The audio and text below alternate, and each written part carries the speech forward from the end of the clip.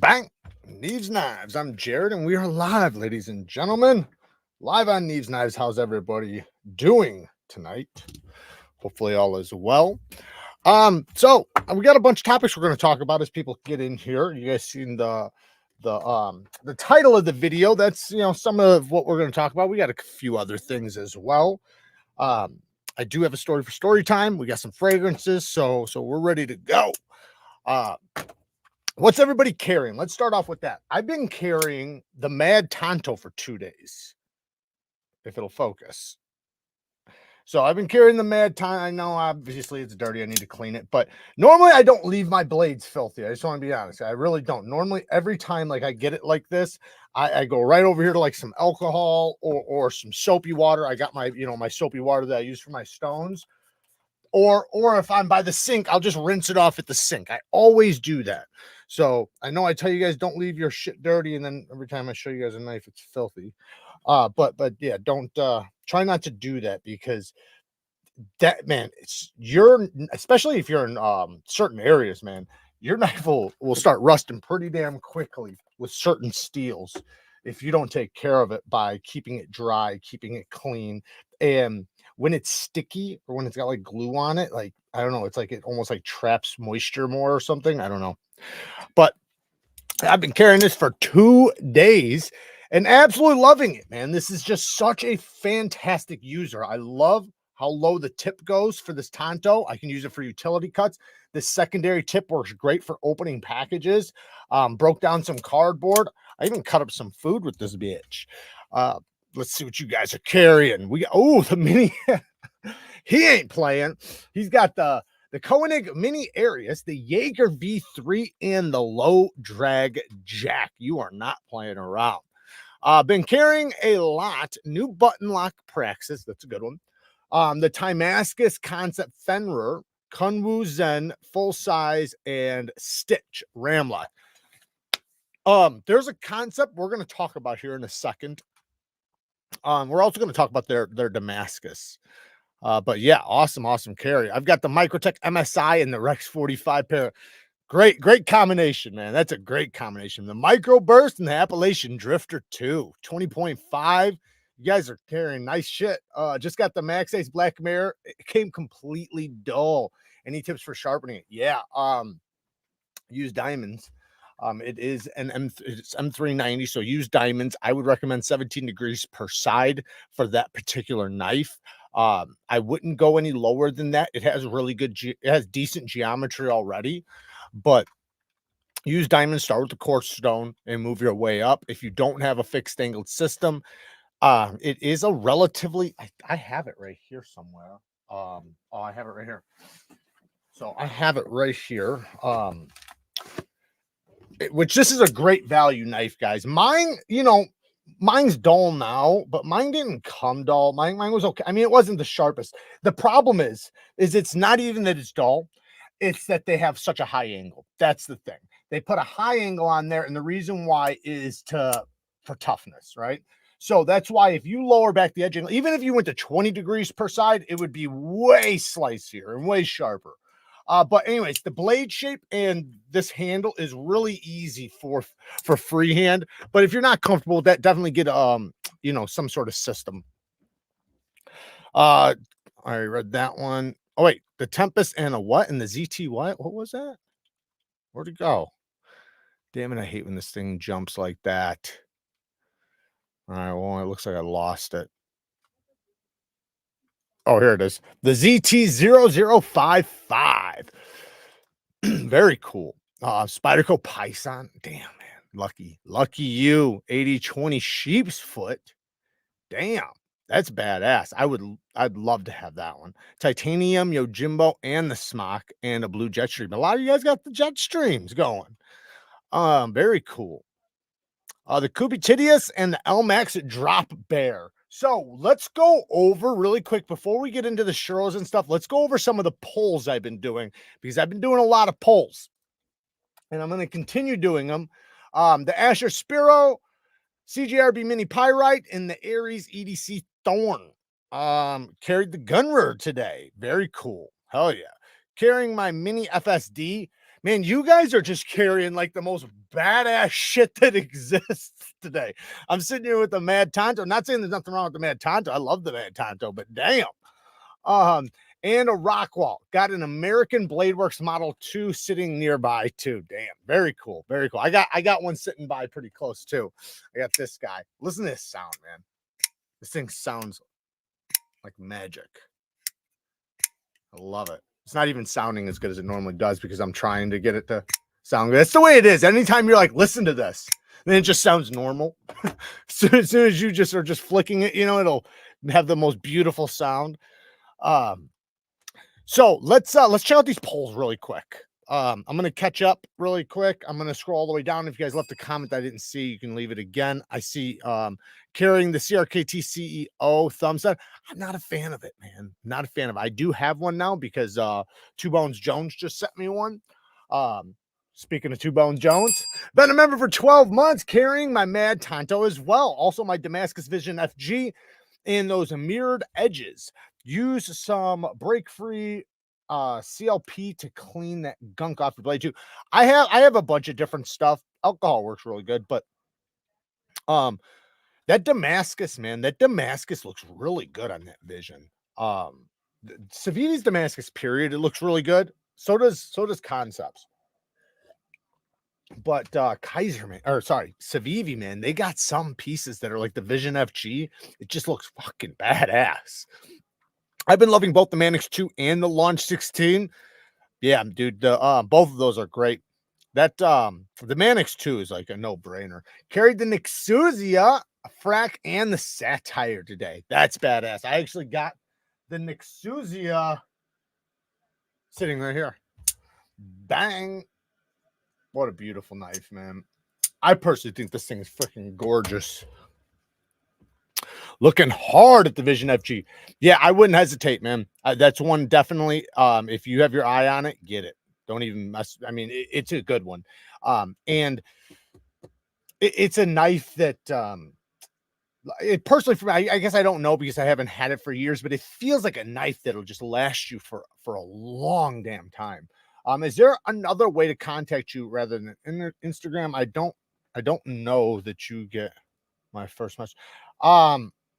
I'm sure I got it. I probably said something back.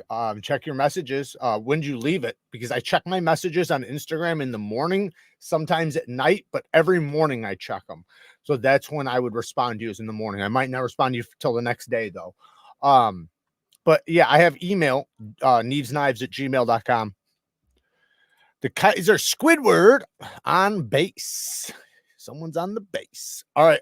So let me pull this up really quick so you guys can see it with me. So what I'm pulling up is lately I've been doing 1 or 2 polls a day, and we're going to start off with the first one, and we're going to look at the first one, then we're going to move our way up and just look at the results. Like I've done more, but I'm not going to go through them all, like all the ones from like weeks ago. I'm just going to go through the last like few, like the last 4 or something. So let me show you guys this. Is it this one? Yeah, it's this one.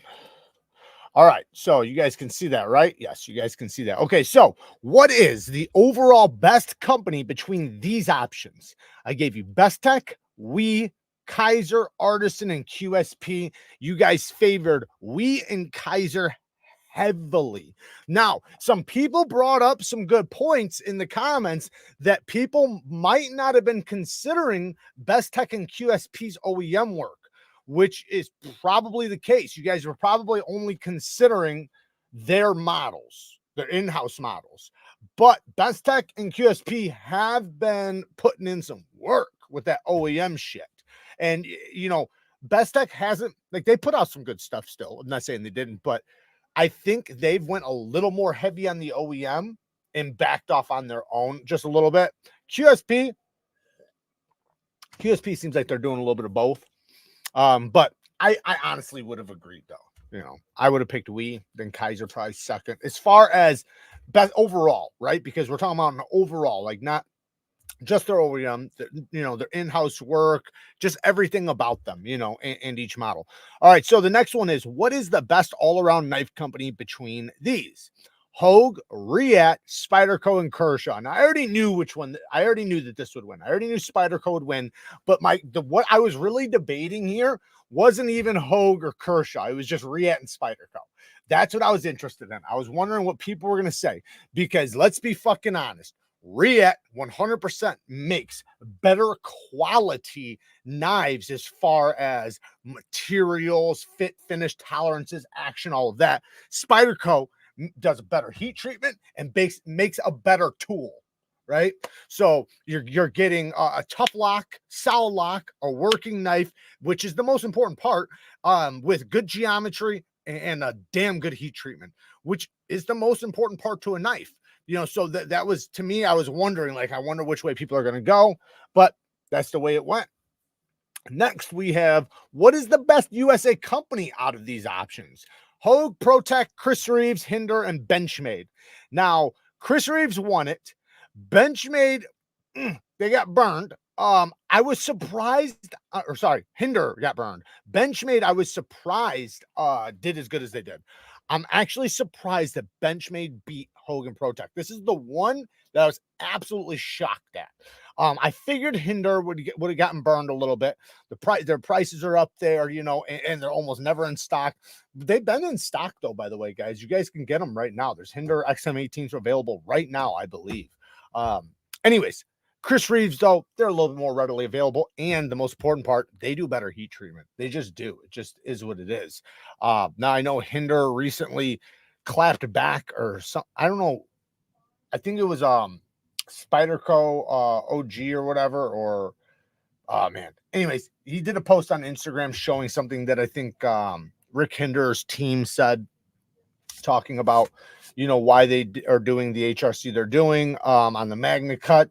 And to me, I just think it's all BS. Not saying that didn't happen, but it just doesn't make sense. And we'll actually talk about that here in 1 second. But anyways, I figured it would have went ProTech or Hogue, one of the two, then Benchmade, right? But it didn't. Hogue and ProTech got neck to neck tied, and then Benchmade won. That's crazy. And I thought the Benchmade was going to get shit on a little bit just because of their prices this year. Not that I don't love Benchmade, because I do. I absolutely love Benchmade. What is your favorite locking system on a knife? Crossbar or ball lock or similar? And I was basically just trying to give you guys like an idea. Like you could even go with like the MSI lock, like those types of locks, right? The triad lock / shark lock, one of the two. The compression lock, the frame / liner, or button lock. And you guys picked the frame / liner, which is absolutely shocking to me, over the compression or the ball lock.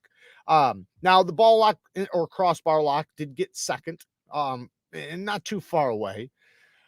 I'm surprised also that the triad lock and shark lock didn't get higher up on the list. I don't wonder why people are rated that low. Because remember, I'm not talking about the knives that they come on. I'm talking about the lock. So you could think of any knife in the world and put that lock on there, but maybe people didn't consider that, and people were just considering the knives that they come on. But yeah, and because the triad lock is so damn strong, the shark lock is so damn strong, and it's fidgety. Which one is the best between these models? The Spartan Harsey folder, the Sebenza 31, Emerson A100, Hinder XM18, or the Strider? Now, Hinder was winning this for a minute, but Sebenza came in hot at the end, and we do have a lot of votes here, guys. By the way, the last one was 4.8 thousand, last one was 4.5, 5,000, 3.4. So they're all, you know, up there. This last one right here is 2.1 thousand. It hasn't ran as many days, but yeah, the Sebenza got it. Now, personally, for me, I understood the people that said that they like their XM18 better. I get that, because I kind of do too in some ways. But and then somebody else said, why do people love Sebenza or Chris Reeve knives so much? And I had to explain to them, because they make a high-end functional tool. They do good heat treatments, good geometry, you know, good choils, good lock bar, like everything's good on it. And not just good, great. Everything's great on it. Now, the one downfall I would say is I wish they were on bearings, because I do like bearings more than washers. But Here's what it is. And then if you could only carry one of these knives for the next 3 months, which one would you choose? 1.9 thousand votes, and the majority of the people said the Civivi Elementum NE version. Sorry, the drop bear one. Sorry, the drop bear one, and then the Elementum got second. That's pretty awesome, because I personally, out of this, I would have picked the button lock, the gravity knife Elementum. I would have picked that, then the drop bear, and then some of these other ones. Because I think that profile, you know, it's very similar to the new quiet carry waypoint. It's very similar to the quiet carry waypoint period. It's just such a good profile for a knife, and I know that knife would serve me through anything. Whatever I need to do, that knife's going to serve me. Now with like the Kershaw leak, yeah, it probably could too. It's a little bit narrow, like you're definitely not going to want to bear down on it. But anyways, I thought these were pretty cool. I'm going to continue doing them. Dude, I cut my pinky the most with a shark lock. If I'm fidgeting and I don't push hard enough to break the detent, it still opens enough to catch my finger. Yeah, that's, you know, those locks are designed for you to keep your fingers out of the path. So user error. I've gotten myself to a few times. Where are the hinders in stock? So I think they were, I think it was River's Edge Cutlery, I think was the last one I seen them at. I seen them at a couple places. Let me just check really quick. I did link them. Let me just double check. Damn it. They might be gone now. Let me, oh shit. I hate when it jumps.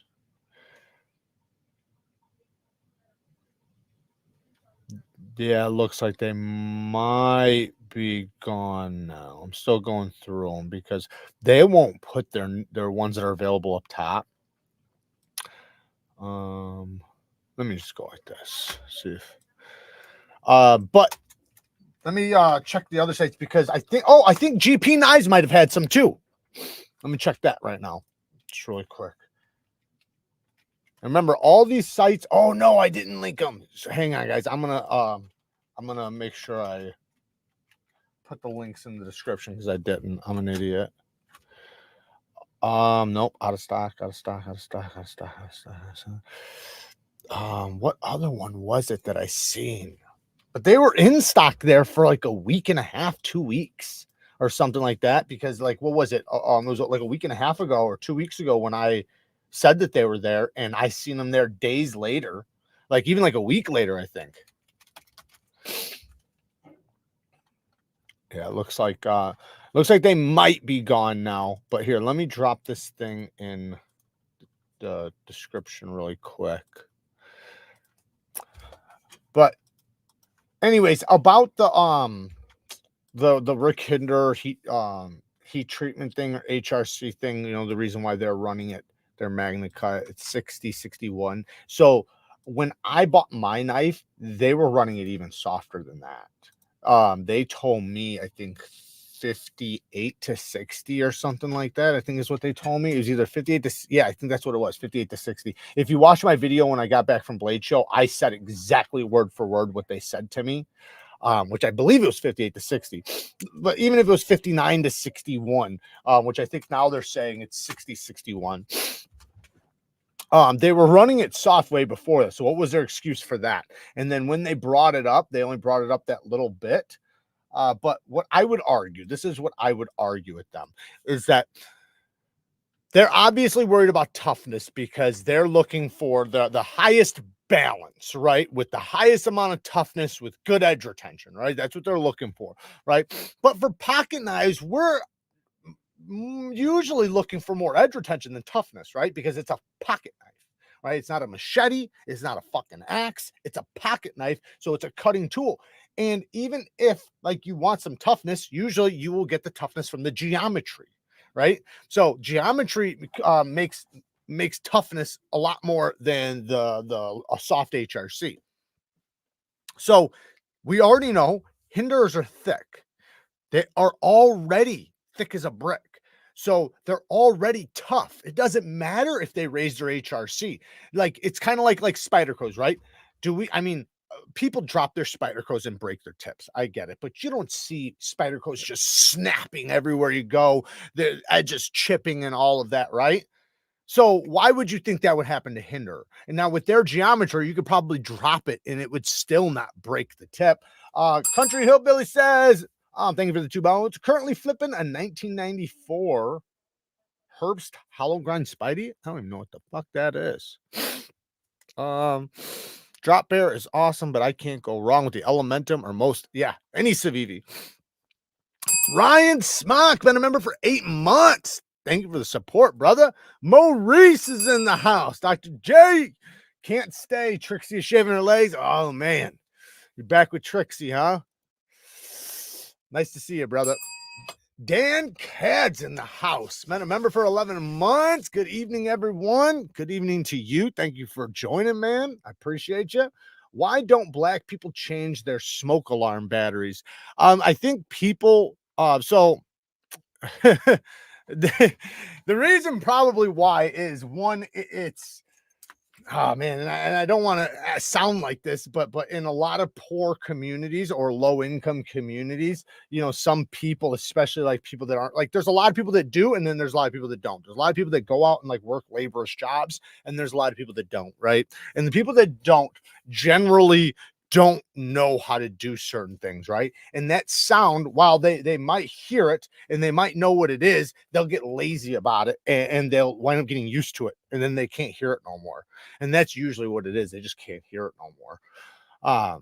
Which it is a weird thing. And I know what you're talking about. I know exactly what you're talking about, but hey, you know, I think that falls on even, you know, even white people, man, because there's, I think it just falls on anybody that grows up, you know, that's like in a poor household, might not have the batteries and winds up fucking, you know, not having the battery, and batteries aren't cheap. Bluetooth blades in there for 11 months. Gonna sharpen and carry my SOCOM Bravo tomorrow. Very cool. But yeah, I think that falls on everybody. I just think we've seen it more on camera from you know, that community. How so many house fires in poor neighborhoods? Well, yeah, I think one reason why. So like it was a higher end neighborhood. Their stuff is newer. So a fire doesn't spread as fast as in an old house with old furniture and things like that, right? Obviously. As things get like, even like beds now, right? Beds are made to not like really burn, they're made to melt. So like there's just things, you know, that are a little bit better quality in, higher end neighborhoods. And then also the fire department's faster. They're going to get to there faster. They're not going to get there as fast to a low income area. The cops might be that show up fast, but not the fire department. And there's just a lot of reasons, and then also, like the not saying mind your business, but like the negligence of like people around, like, people are less likely to sit there and pay attention to each other's houses and stuff. They kind of mind their own business. Donald's been around for 2 months. Any availability on that Liveletto auto you had? I found them when I was looking for them. You just got to search for them. I didn't find them right off the bat. It took me like 15 minutes, but I wound up finding a page where they had 4 different versions: camo, blue camo, green, and then black. And they were selling them for like $23, and it was like you could buy like 20 of them if you wanted, and you could get a discount. So you just got to look around. So let's get to because I do have the topics to get to. So let's talk about some of these topics. First one, Rex45. Let's talk about the Rex45, and then we'll get to the Shirogorovs and Hermans. Where the hell is it? Oh, so I did do some testing on Kizer's Rex45. How did it do? How did Kizer's Rex45 do? So I did put up I don't know what the fuck you call it, a TikTok video, a short, whatever the fuck you call it, on TikTok, showing me sharpening it. And I have one ready for YouTube, but I think I want to make a full-length video and then tie it to it, because I want to do some more testing. So I did very minimal testing. So right now, don't take anything I say at face value, because it could possibly change dramatically. So, but what I did was, first I was trying to hone it back, because I wanted to see if it was going to hone back like my Spyderco. My Spyderco damn it, I don't have it here. My Spyderco's Rex45 one it kept honing back. I mean, incredibly sharp. Now this one has a higher angle and the geometry is a little bit different, so that does play a part. But I resharpened the Rex45 on the Spyderco, and my goodness, did it take a damn good edge, like a holy shit edge, like an impressive edge, even for me. Like, you know, with some of the edges I get, that's an impressive edge. So, you know, so obviously Spyderco is going to be better at heat treating Rex45, right? They've been doing it so much longer. Now Kizer, when I sharpened this one up, it sharpened up well. It did not sharpen up bad. It sharpened up just fine. The burr came up really good. Burr popped off really good. All that stuff was fine. Then I went to testing it, right? And so what wound up happening, and I don't know if Rex45 is going to be a steel that holds a polish better than a toothy edge, or a toothy edge better than a polished edge, or maybe if a soft Rex45 doesn't hold a good polished edge, but it would if it was harder. I don't know yet. But what I can say is I didn't do much cutting. Like, if I had to base it on feet, it was like maybe 100 feet. And it lost all its bite. Like, it started getting slick, and I only took it to 600 grit. So it didn't have a polished edge. So there was really no reason for it. Probably was less than 100 feet, but it had no reason to really lose its bite that fast.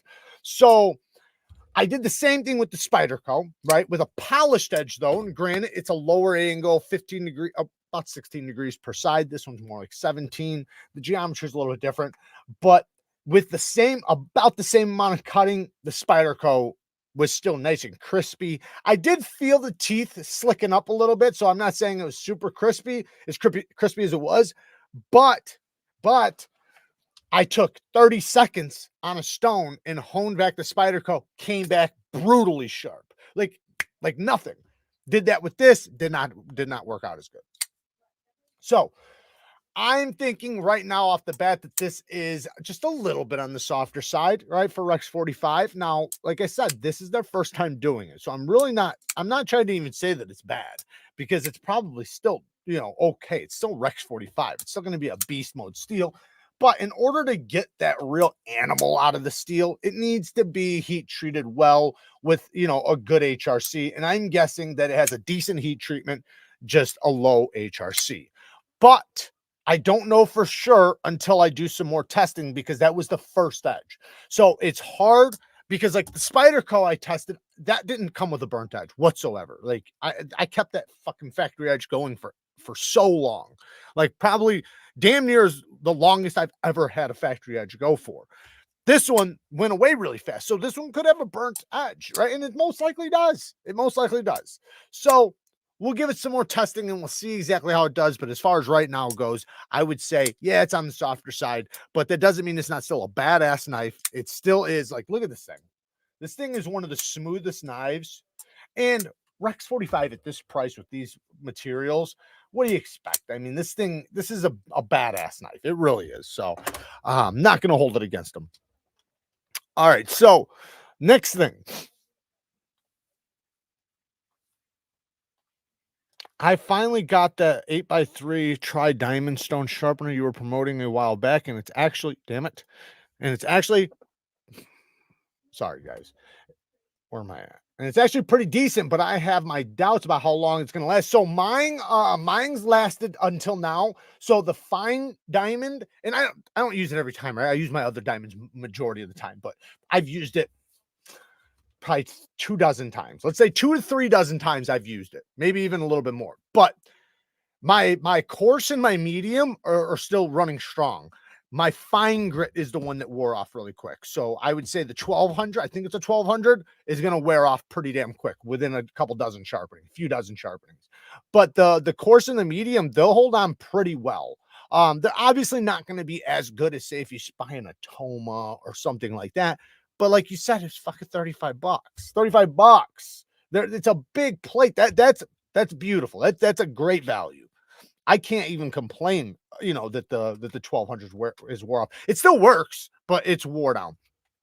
What angle should I sharpen kitchen knives at? Depends on the kitchen knife, depends on what you're doing. Depends on the geometry of the kitchen knife. Like if I grab this one right here for an example, this is the Giant Mouse kitchen knife. Let me move this.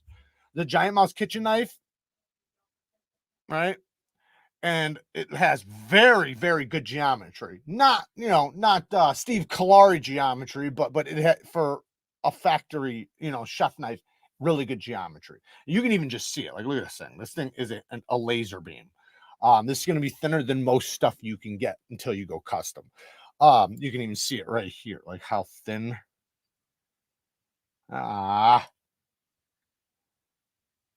anyways, so I would go probably 20 degrees on this because it's so thin.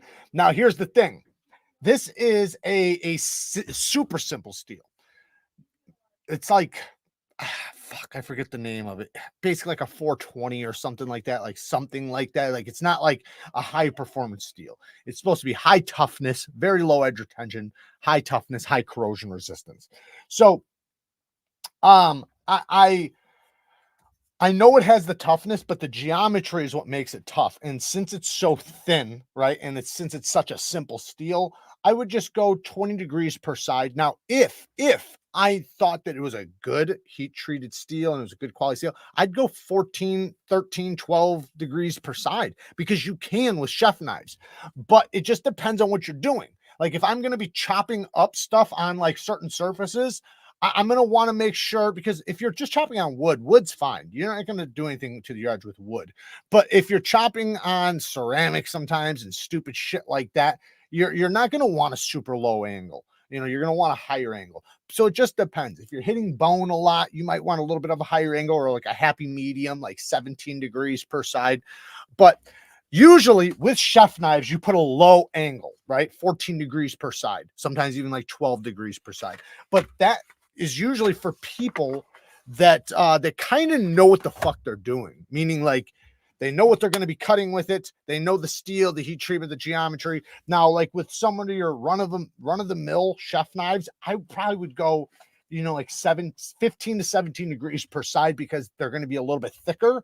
So they're going to be able to support that. So it just depends on your geometry. Like when it gets super thin, you might not want to go that low because then it'll be too brittle. So you got to find that balance of what works for that geometry, that steel. But a good average would be 15 to 20 degrees per side. Alberto Rodriguez, thank you for the 5 bones. What's your opinion on the Richard Rogers OEM stuff? Do I know about that, Richard? I don't know about it. Richard Rogers. Should I go to his Instagram? I'm gonna go to his Instagram really quick. I'll show you guys what I'm looking at. I'm guessing you're asking me about this, but I first of all, I don't know him, so I can't speak on him personally. But I'm guessing you're talking about this. I think it looks dope as shit. Didn't he do something with zero tolerance? Am I wrong about that? I think he did something with zero tolerance, a slip joint or something that was similar to this. I think this looks dope. I like it. It's somewhat of a spay point. I do wish it had a little bit more of an angle right here so that the tip was a little bit more pronounced, but this is going to work great for what it's for, a light duty EDC. I like it. Looks pretty dope. So who's the OEM? Who's the OEM? I'm sure you know, so.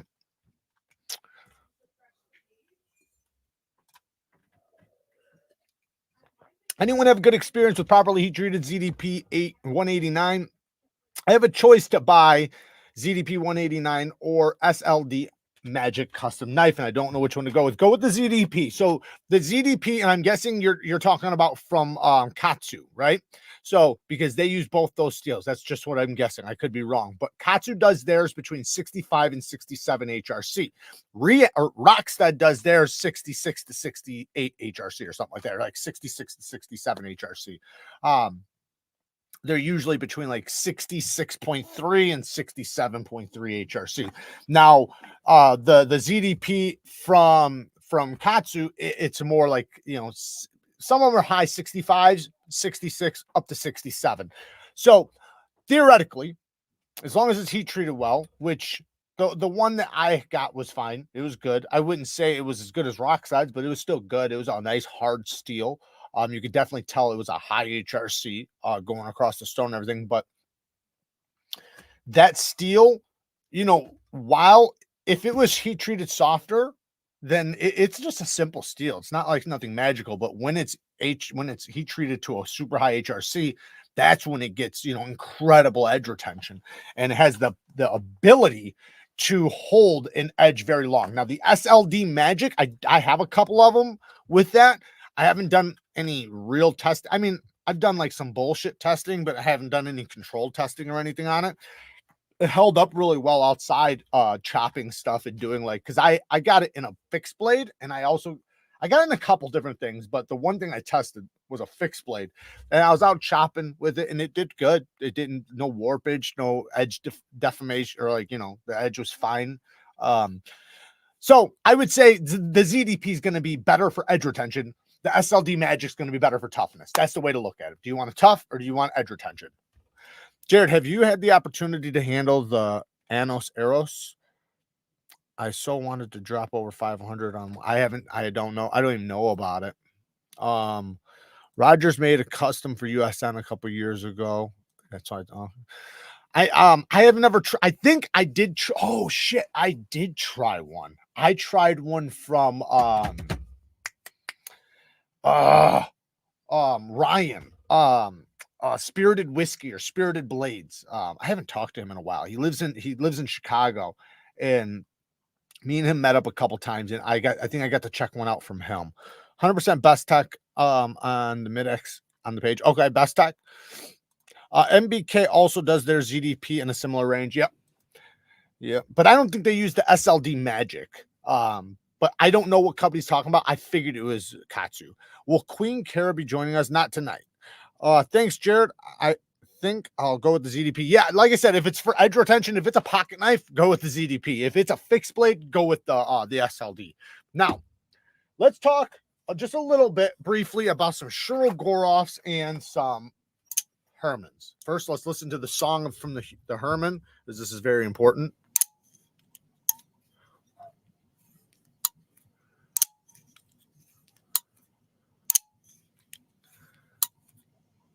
Shit makes me smile. I love it. Somebody got a hold of me and said I need to try the Dragonfly. The Dragonfly is supposed to be the one. Man, that edge is sharp. They actually do a stone sharpened edge on these. So between a Herman and a Shirogorov, first off, I'm curious, which one do you guys think looks better? Just appearance. So really quick, I'll bring up a couple just so we get an idea. So this is the F95. Multi-row ceramic bearings. We got this one right here. Ooh. This one's titanium liners with carbon fiber scales. It's actually got white carbon fiber. You can barely see it, but it's got like white flakes. I know it just looks like regular carbon fiber, but it actually does have white flakes. They called it like white something carbon fiber. Then I got the 111 here in Van X. That's as long as a damn short sword. Look at how long this thing is, just for an idea. I'm trying to think of a knife everybody knows. Oh, I got my Manix right here. Look at how big that bitch is. This thing is huge, but super lightweight because there's no liners besides the actual liner lac. So the scales are just the carbon fiber. This one's also running on multi-row ceramic bearings. The blade shape, a lot of people say it's like a steak knife, right? And yeah, it kind of is. It's like a steak knife. Now the Hermans, we got this blade shape. I only have a couple, so then we have basically the same blade shape, just a smaller well, I guess not. This one will be a drop point, the other one will be a clip point. I have one more, but it's in the box. And shout out to Polish Custom Knives. Link down in the description. Definitely use my link if you guys are ever going to check out Polish Custom Knives. This is a full dress mini sting or micro sting. It still has that sound too, just quieter. It's pretty cool. Thank you, Todd. I appreciate it, brother. Come on, you. Man, I don't know why my thing is not focusing, but yeah, it's dope. But anyway, so what is the better knife? So it's people have asked me this a bunch of times. That's why I'm kind of talking about it. I'm gonna say so. It's not fair. One is a production knife, the other one's a mid tech, right? So the Herman is a mid tech. There's a lot more handwork done on these. I'm not saying there's no handwork done on the Shiros, but the Shiros are pretty much just a high-end production knife, right? They're high-end production, and they're very well done. So the fine tuning in details, the Shiro's got it all day. But the thing is though, is that they have it in a different way because like if I took 20 of these, they're all going to be the same. If I took 20 of these, they're going to be slightly different. Now that's what you buy when you buy mid-tech or custom. You're paying for that, right? Now with the Shirogorov, the edges, like all the little details as far as like the fit, finish, tolerances, all that shit, Shiro's got that all day. Now as far as the feeling you get, right? The feel, which I know is kind of weird. I would say the Shiro is really good. It does get a good feeling. It used to be a better feeling than what it is now because so many companies have been able to get similar action. You know, these guys at one point were like the pinnacle. Herman, though, especially my Ishtar, right? Oh, shit, I got the other one I could have busted out. I didn't even think about that. I got that new one, the Ovium. I still like the Ishtar better. So the Ishtar is, to me, this thing has like the craziest action I've ever felt. Like this thing is so addicting. I wish all the Hermans felt like this one. I want to try that Dragonfly because that one could be very similar to this, but this action is by far better than Shirogorov's. The detent is crispier. It's got a better sound, better everything. And this one also runs on multi-row ceramic bearings. These sometimes run on, they have all different types of bearings that they use on these. These are the same ones every time. But as far as like customization, you know, and like just being like, you know, because I guess it's not fair because this is production. This is actually customizable. So I guess I can't really say that. But what I'll say is that overall, if you had $1,000 or $800 and you were going to spend on one of them, I would say that and this is just me being honest. All right. Obviously, I want you guys to buy Polish Custom Knives, right? Of course I do. I have an affiliate link. But to be honest, most likely you would probably be happier with a Shirogorov if you're looking for something that's like a high-end React quality, right? If like that's what your goal is, right? The Koenig Ariuses, those types of things. This is very close to that, but there's a lot of handwork done on it. So there's going to be some inconsistencies between models and stuff that you won't get with Shirogorov. Shirogorov's going to be the same across the board. All of them are going to be damn near identical. At least to the high, you know, the highest level they can be. Now with Herman's, you're going to get more handwork, but here's the thing, man. You can contact Herman. He can tune the detent the way you want it. Like he can do those things. So I've never heard of anybody being able to do that with Shirogorov, you know, because this is a one guy making these and not a complete factory making them. You're getting, you know, you get that relationship and that bond with the person that you're buying the knife from, or you can reach out to them, have anything done on it, have things tuned up, have things fixed, adjusted, whatever.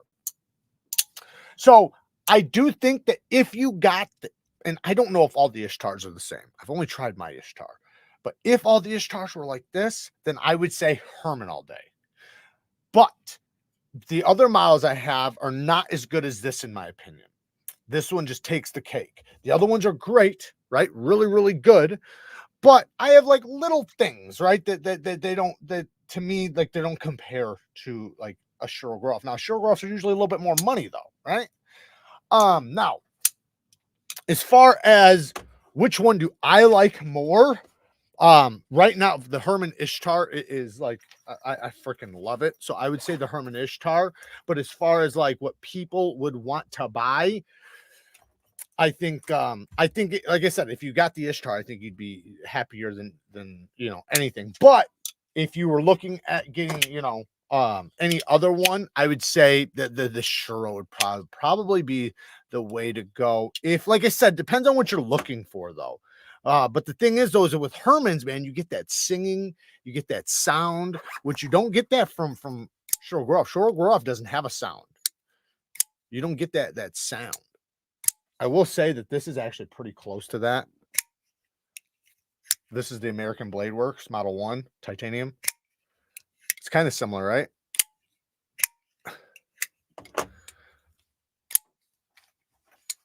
Now as far as heat treatment goes and all of that, I would think so. Shiro does a good heat treat. So let me just be clear. Shirogorov does a good heat treatment. I've never had an issue with them. I've sharpened, I don't even know, probably 24 of them. They've all came out super crispy edges. The one problem is that they don't do fucking plunge grinds to save their life. I don't know why, but I would guess Herman's are better, because Herman's are one guy, you know, and he's, while that might not be the highest HRC steels, the heat treatment's going to be on point. So, you know, and I still do have to test the M398, which I'm going to test. I'm going to test the M398. So we'll see how it does over some real testing. T, thank you for the 5 bones. I have the Veneve 100, 240, 400, 8, 1200. Can you tell me the actual grit for each one of these, please? I can never remember. Just times it by, well, an easy way to think about it is times it by 3, but the 100 is basically like a 300 grit. The 240 is basically like a 600 grit. The 800 is 3,500 grit, and the 1200 is 5,000 grit. That's the way it is. The higher it goes, the higher it goes, right? So, while the 240 is more, it's technically like a 500 grit, but I've put the scratch pattern next to 600 grit, and it's like identical to 600 grit. So, and like I said, the 400 is identical to a 1200 grit. So, and the 800 is like 3,500, and the 1200 is about 5K, 5,000. I have 2 Ishtars, and they have subtle differences. Make them more unique, worth every penny. There you go. There you go. American Blade Works sold out. Yeah, they had some at River's Edge Cutlery, I believe. I have 2 completely custom Olamics, quality wise good, but not super competitive with other brands. Yeah, that, I mean, I have 1 Olamic. I would love to see them do some new shit. I'd love to see them put out a new model and try to be a little bit more competitive with it, because they're, you know, like, you know, obviously they're going to be high priced. I don't blame them for that, but it'd be nice to see them be just a little bit more competitive. I daily custom Deadlock and Buck's Marksman that actually gets used. I love the Buck Marksman, man. I kind of regret getting rid of it. I have 25K in knives, several over 1,000. Used them all except a few. Yeah, I use pretty much all mine too. In my opinion, 1K and above is an investment knife. It can be. It just depends on you. You know, some people, like, to me, it's an investment for the channel. So, like, but I'm going to be different than you guys, right? Like, obviously, if I take something, you know, I'm going to be testing it and doing that because that's what I'm supposed to do for you guys, right? So I'm going to be different than, say, somebody that does it, you know, doesn't have a channel. Like, I don't blame them if they fucking don't use you know, their high-end knife, right? I don't blame them if they want to keep it and then, you know, just enjoy it, right? And then they might use it, but it's going to be very, very light. And then when they want to sell it, trade it, or whatever, they got their love out of it, they got their experience, like they're happy with that. Now they're moving on to the next thing. I get that. Anyone want to buy all my knives so I can buy a Herman?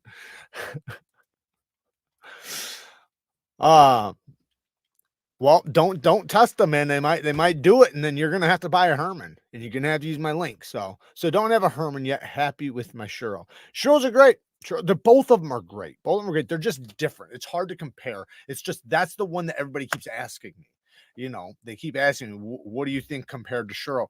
And I would say that, you know, because of that one being a production, you're going to get a little bit more consistency. And I don't mean consistency in a good way. I just mean consistency, meaning like 5-10 miles are going to be very similar to each other. 5-10 miles over here, there's going to be some differences. Whether that's a good thing or a bad thing, it's a thing, which is a huge difference too. Yeah, I use my 75K William Henry as a steak knife. Okay, I'm lying. I use it for knife throwing, target practice. Attaboy. Have you handled a hog house veli? Probably the best knife at this tier we are talking about. No, I have not. Hog house veli.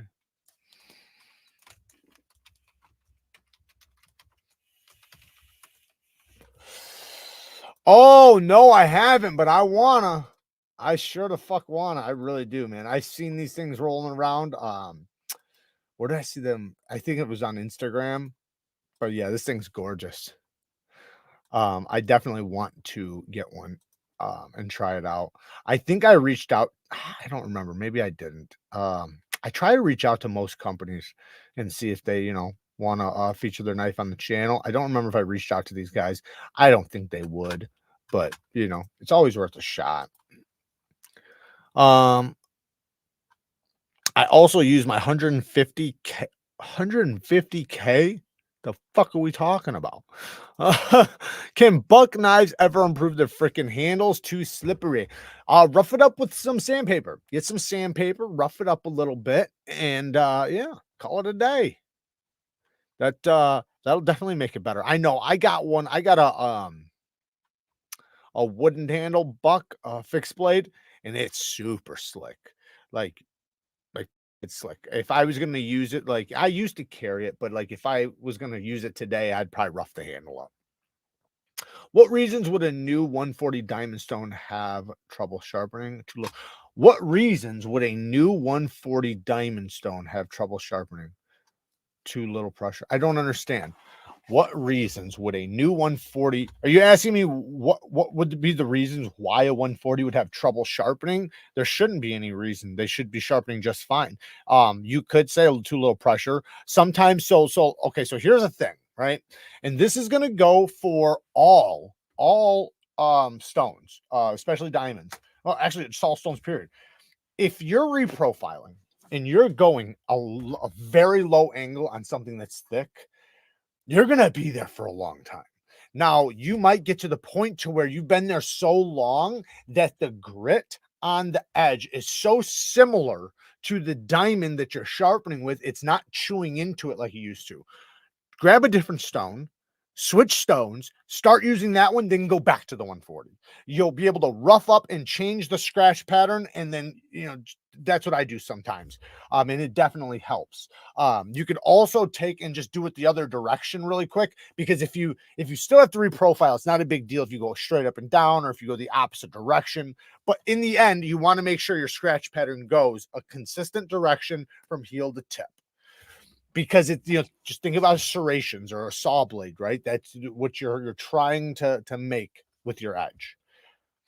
How are you feeling about the MSI? Still like it? I love it. Yeah, I like it. I you know, it's a dope knife. It's not that slicey. It's not the most. I'll say this: when I did a rope cutting test, it was brutal. It was brutal. The stitch is definitely a lot better, and that's one reason why I like the stitch a little bit more. It's better for doing these grips, pinch grips, and cutting down on a surface. But this, as a slicer like this, it works really good for utility cuts. It works really good. Yeah, it's a badass knife. I just seem to like the stitch a little bit more. The blade shape, the grind, the geometry, the ergonomics, just everything. I got the Vision R and the Vision FG. FG is better. FG is definitely better. 100%. Hey, bro, get your opinion. Wanting to buy a Kizer Escort. Blade HQ has one in aluminum and 20 CV for 171. No, so no. Kizer right now, I think. Let me see if they still have them. Use my link if wherever you're gonna do. But Kizer, I think, has them for like 120 right now. Oh no, they went back up. I'm sorry, I just gave your hopes. Well, let me check Amazon really quick because I did see it the other day. Like, it was a lot more affordable. I even said it. I was like, holy shit, this is crazy.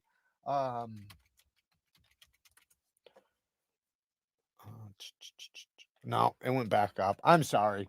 It sucks after the holidays. But dude, I love it, man. I love it. I know 171 is pricey for aluminum. It's damn good though, man.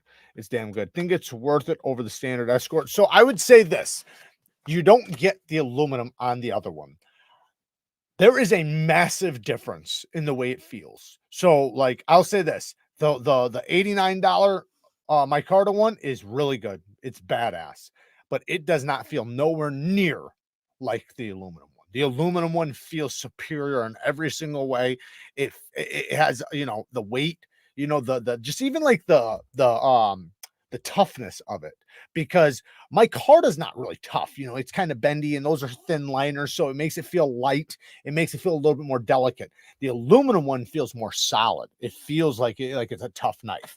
So I'll say yes. I think, you know, it's worth it. I wouldn't, if you didn't want to spend that much. I can understand why you just want to wait for it to go on sale somewhere, but it's a damn good knife. Use my link though if you're going to do it. Yes, the Escort is stellar, and it's crazy, you know, how the changing of scales can just change everything. Um, and they might refine that one a little bit more. I'm not sure if they do. How's the M390 MK comparing to regular M390? The MK seems to be cheaper, or the models that I have. I don't know, man. I don't really notice a difference, to be honest. Like, Microtech's M390's never impressed me. I've never ever got it and been like, man, this stuff's great. I've never done that. So I didn't expect that from this, and I haven't been. So yeah, it's just, I think that they don't run their steels really hard, and I'm not saying they need to run them at the highest HRC ever. I'm not saying that at all. I think, like most of these companies that are scared to bump up their HRC, if they just did it a little bit, I think it would go a long way. I think that they are looking for way more toughness than it deserves. The blade geometry is already tough. So look, I mean, look at this. This thing is not, I mean, look at it. It's thick. This thing's robust already. There's no reason why you want wear resistance with that, because the thicker it gets, right? The thicker it gets, the especially, you know, like with these high angles and like if you have a high edge angle, it's going to go duller faster already. So if you have harder steel, then you're going to be able to have a longer lasting edge. And also it's going to do better when you lower back the edge angle, because like if you take a super soft steel and you lower back that edge angle, it has the potential, depends on the geometry, but it has the potential to roll a lot easier. Now, obviously, when it's really hard, it has the potential to chip a lot easier, right? But usually, you know, if it's done well and you have the good geometry with good edge geometry, it usually is just fine. You know, you know, it usually is not chippy. What angle do you recommend for Microtech? Hera 2, it comes at 26, 27. All of those come at high angles, all of them. The problem is the choil area. So I'd say you probably can't go too low. 20 degrees. I would start there and see how it goes. But I wouldn't go lower than 20 with that until you see how it goes. Yeah, 20 degrees. Because also remember that the thicker an edge is, the thicker it is, the lower the angle you put, the bigger the bevel. So you have the potential, like say if I take a knife and I put 15 degrees per side on it, and then I show you the knife and you see a little ass edge bevel. Well, you take your knife and put 15 degrees per side on it on a completely different knife, and your fucking edge bevel's like this, right? It's super big. It looks abnormal. So you have to pay attention to the geometry when you're lowering back your edge angle, because I've even made knives look ridiculous with the, with a super big edge bevel, and it's just, it looks abnormal. Hot take: if you match Chinese high quality knives and USA high quality knives, China would probably be better. I wouldn't say that. I wouldn't say that at all. I would say USA would absolutely fucking run circles around them. And I'll tell you why. One, heat treatment. Heat treatment, USA dominates in heat treatment when they want to, right? Obviously, we have companies that are different. So depends on which company you're talking about. The highest end company from them is going to be React, right? React does a good job with their heat treatment. It's still not as good as Spyderco at less money. Let's just make that clear. Next thing is when you start getting up to Koenigs and Holtz and all that stuff, you're into the highest, the best knives on the planet, right? React doesn't compare. Nothing compares. Like they're the best. The consistency, the detent, the way they break, the lockup, the geometry, everything. It's just, you know, yeah, 100%. There's a reason why those knives sell for so much and just fly off the shelf, and they can't keep them in stock, but the Chinese companies can when they're triple the price. There's a reason for that. But like I said, triple the price. So you're gonna have to pay. Got the aluminum Sencut Serene. Good one. Is the aluminum Praxis better? Love my G10 Praxis. So usually I would say yes. I would say if you want a button lock Praxis, then yeah. I would say don't just get it for the aluminum. I'd say the aluminum is good. It definitely feels a little bit tougher and a little more solid.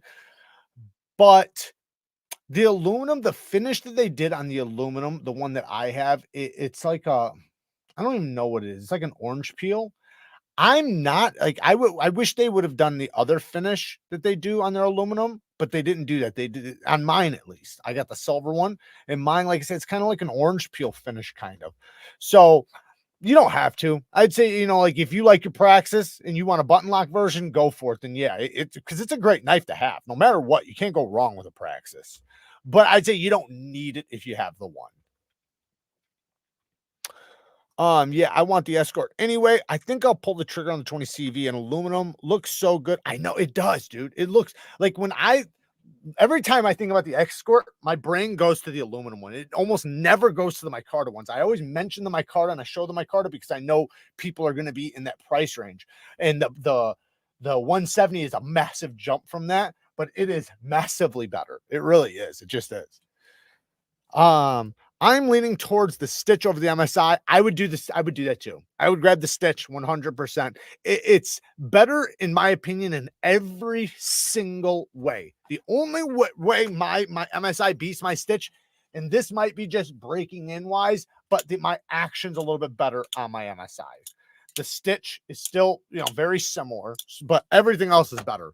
Cutting performance, ergonomics, blade geometry, the blade shape, everything.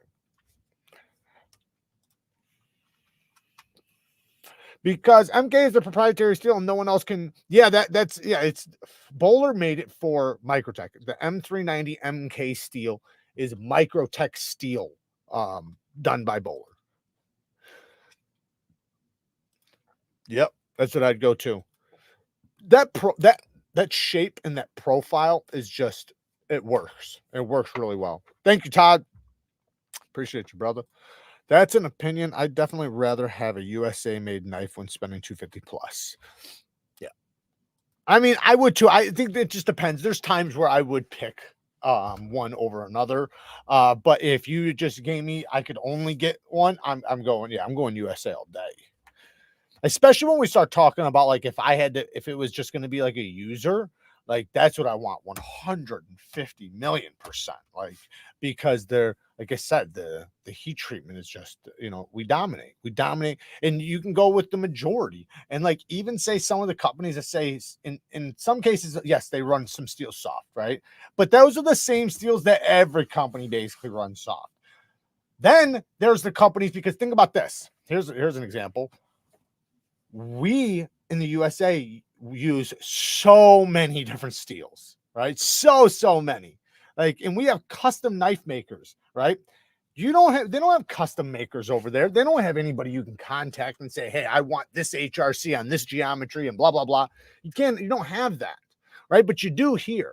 So yeah, man, that just, like, we have so many companies that are doing like so many different steels, but then also doing a good job on those steels. Of course, there's going to be some that don't.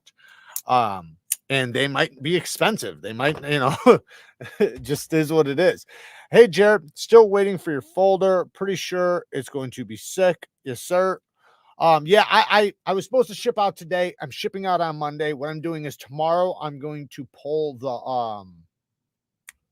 the giveaway for the Patreons, and I'm hoping that everybody gets a hold of me, or I get a hold of everybody, and I'm able to ship everything on Monday to make it one trip, because it's so expensive when I go. So I'm just trying to get everything together. But Monday it'll be shipped out. Only Chinese custom makers I think of is Homer Zoo. I don't even know who that is.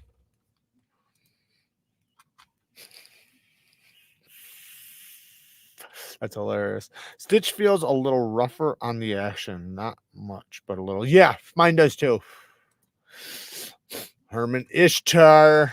Any news on the TKELL? Yes. We're supposed to, I don't want to spread information, right? I'm trying to hold it back, but supposedly within the next week we should have a half of what we were originally trying to get. A little less than half. So there should be plenty to fill the orders.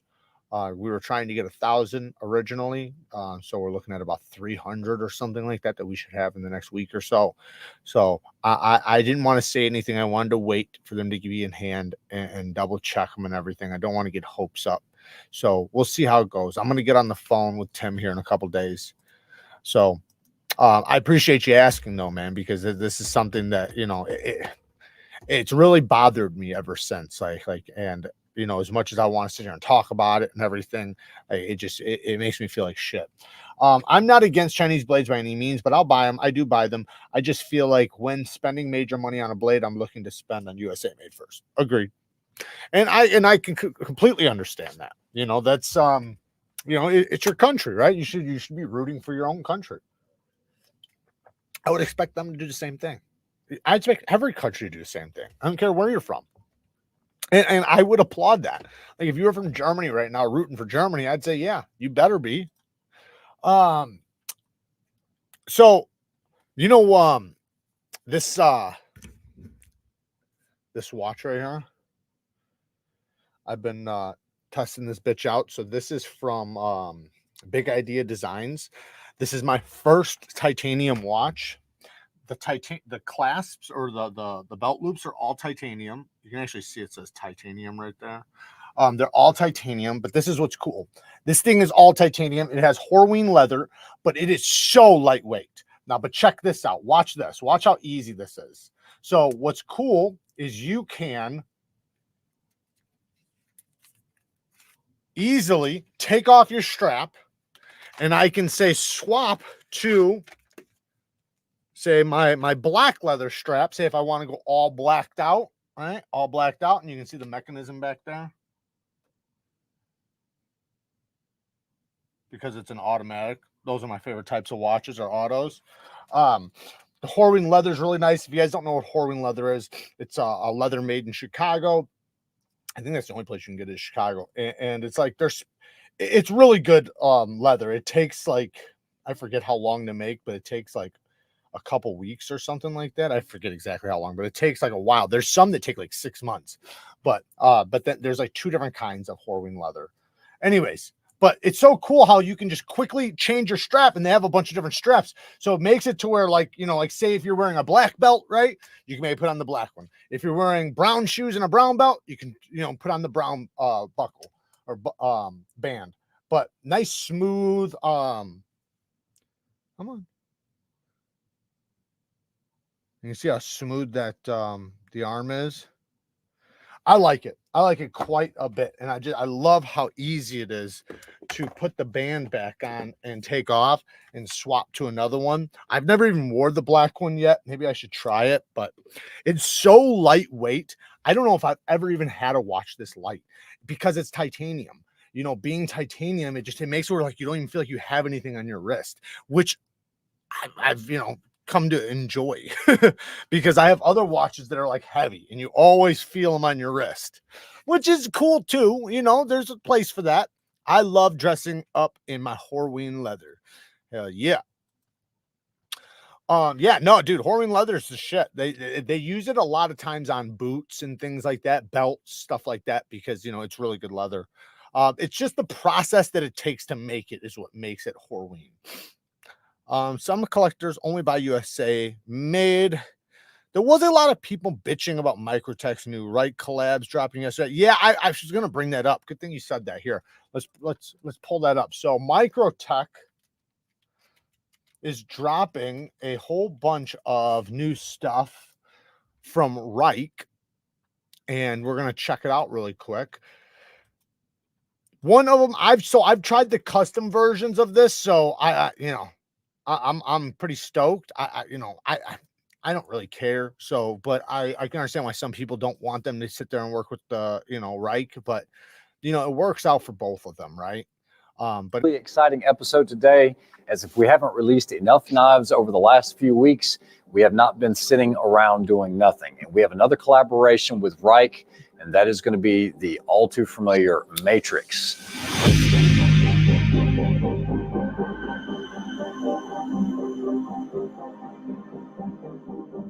So for those that aren't familiar with the Matrix, it is a manual flipper with a very smooth action, and it is a full-size knife. Let's go over all the specifications. We don't have to watch the whole thing, but I got to try the custom version of this. Now the way there was a lot of controversy behind it. There was a lot of controversy around it because of the Natrix and the Matrix, and because of ZT, and so there was a bunch of shit. Now there's also this coming, which this is the mini SOCOM. The mini SOCOM. Hello everyone, and welcome back to Microtech Knives. Hope you're enjoying all the updates we're giving you on the social media platforms, but I have a really exciting release to announce today, and that is going to be the new SOCOM Bravo Mini.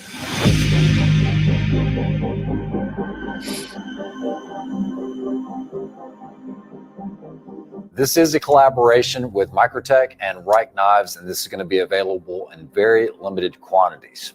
So let's go over the specification of the new SOCOM Bravo Mini. All right, so you guys asked for it. So you wanted a manual EDC knife. A mini Microtech SOCOM. I rarely ever pull it out because it's very rare.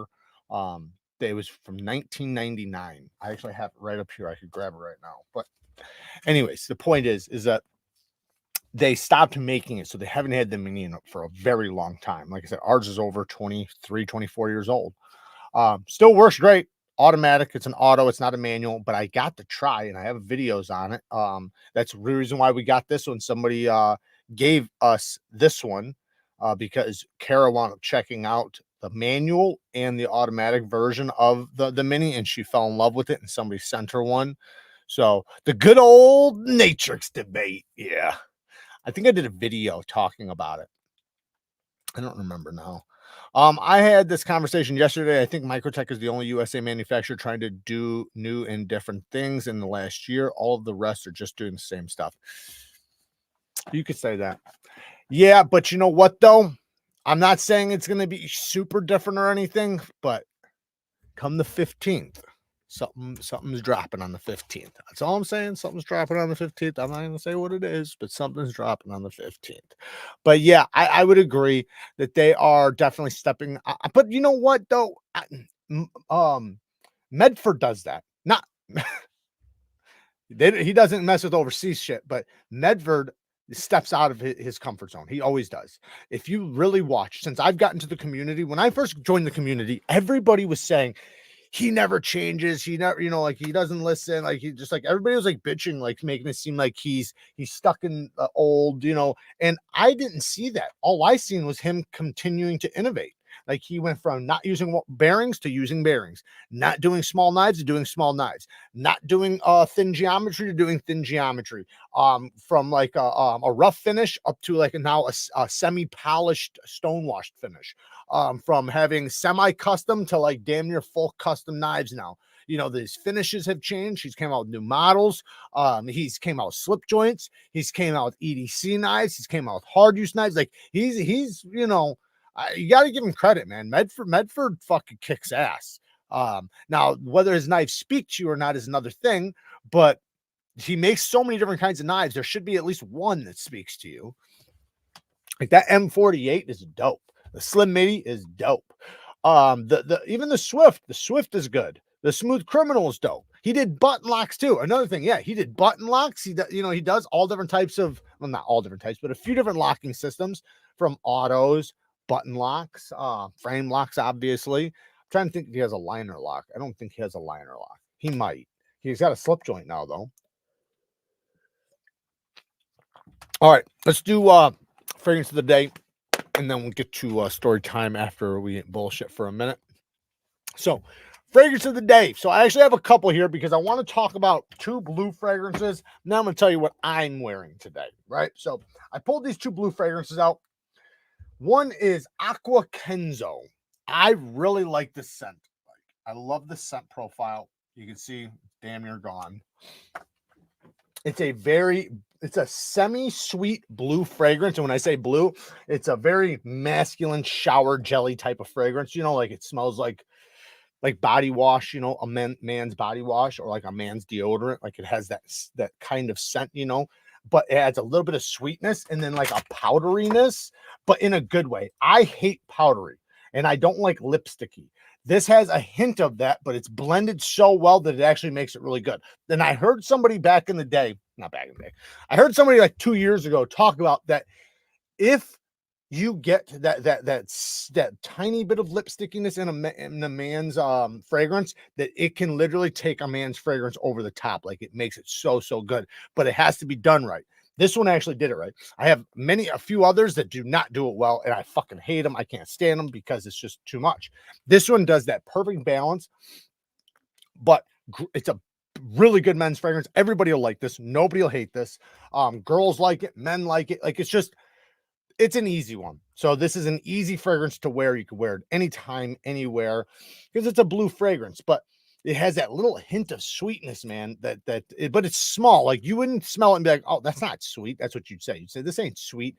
But when you really get a light whiff of it, you're like, oh, I kind of see what you mean. So it's really, really good. I love it. The problem is there's one issue with it. Fucking thing doesn't last. It does not last at all. That's why my bottle's almost empty, because you got to reapply it like 3 times a day. Now, if you want one that's going to last, right, you're going to spend more money, though. You're going to spend more money. YSL Le Parfum. YSL Le Parfum. Now, they're not the same at all, but they're both blue fragrances. It has an apple note on top. So it's got fruits, citrus, and then it's got the freshness in the blue, right? The blue, like I said, shower jelly. So it literally smells, you got that apple note right off the top. It's really good. Like, and not a lot of fragrances have the apple note on top. So this one, it really stands out. This, to me, I can smell YSL and tell it out of a bunch. Like it's so easy to identify in a good way. But this is a very popular men's fragrance. Women love it on men. Men just love it. It's when you watch fragrance reviews and stuff, this would be like kind of like Spyderco, right? Everybody's fucking got it. It's kind of like that, you know. Maybe not quite like where everybody's got it, but almost everybody who likes fragrances has some sort of YSL in there, because they have a bunch of them. This is my favorite one. I have like 4 or 5 different YSLs, but the Le Parfum is the best one in my opinion. It's got a hint of sweetness. It's blue. It's got a little bit of fruitiness, but not fruity like a girl's fruity. It's a man's type of fruity, like a citrusy. And it's really good. Now, the one I'm wearing today is one that I think all men should have in their fucking fragrance lineup, and that is Sarah Cedret Boys. Cedret Boys. I don't know how to pronounce it. Boise, I think. Cedret Boise.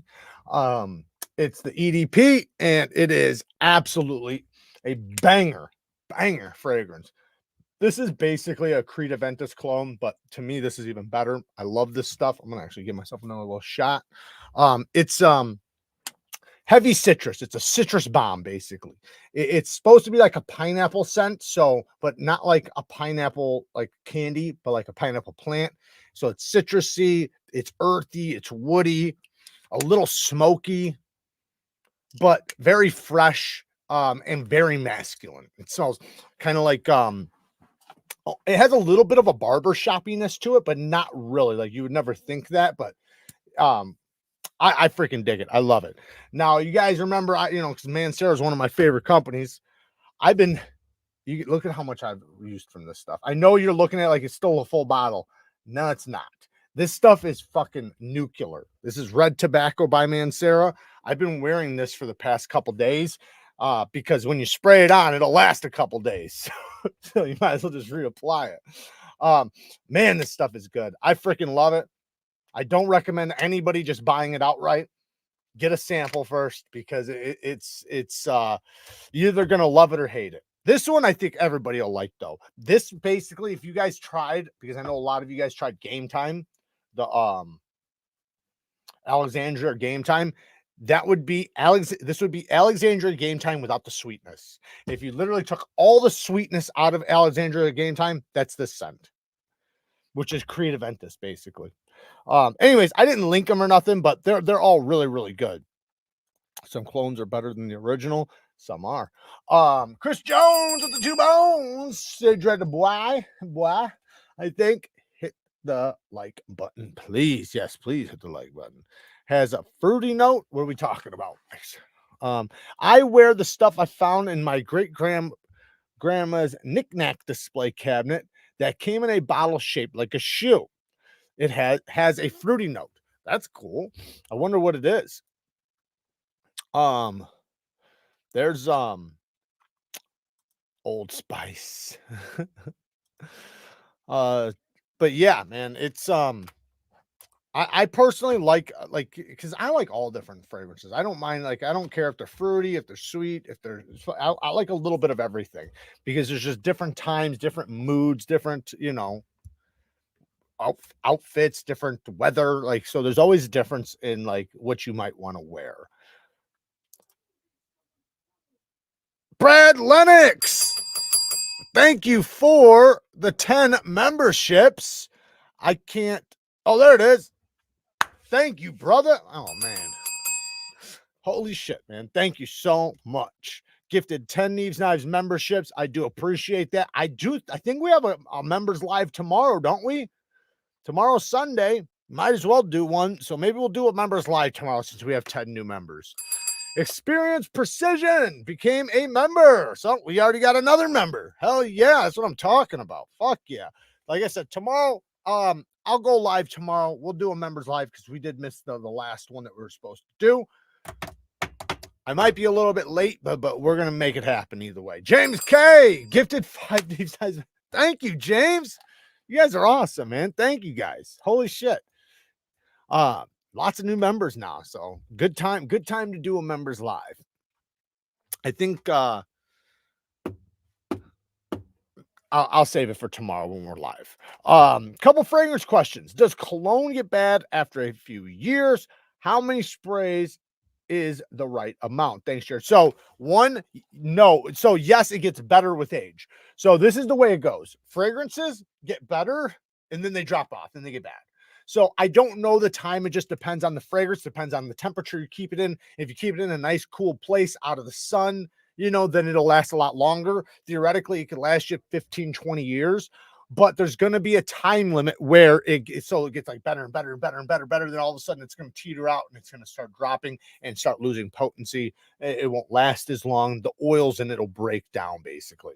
But that's over a long period of time. So, like if you have a fragrance that you've had for like 10 years or something in a bottle, it'll probably still smell really good. It just might not last as long.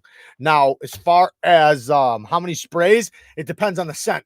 Because like say this scent, this is a 1, maybe 2, never over 2. That's the way this one is. This one, you could do 10 to 15 sprays. So it just depends on the potency and also how far it spreads. So like a fragrance like this, you'll do 1 spray and people are going to smell it around you. So you don't want to do more than 1. This one, people are going to have to get a little bit closer. However, it still has a really good scent, but the thing is it's not super powerful and it doesn't last a long time. So you're going to want to overspray with this so it lasts all day or at least half the day. This one is nuclear, so you don't want to do that.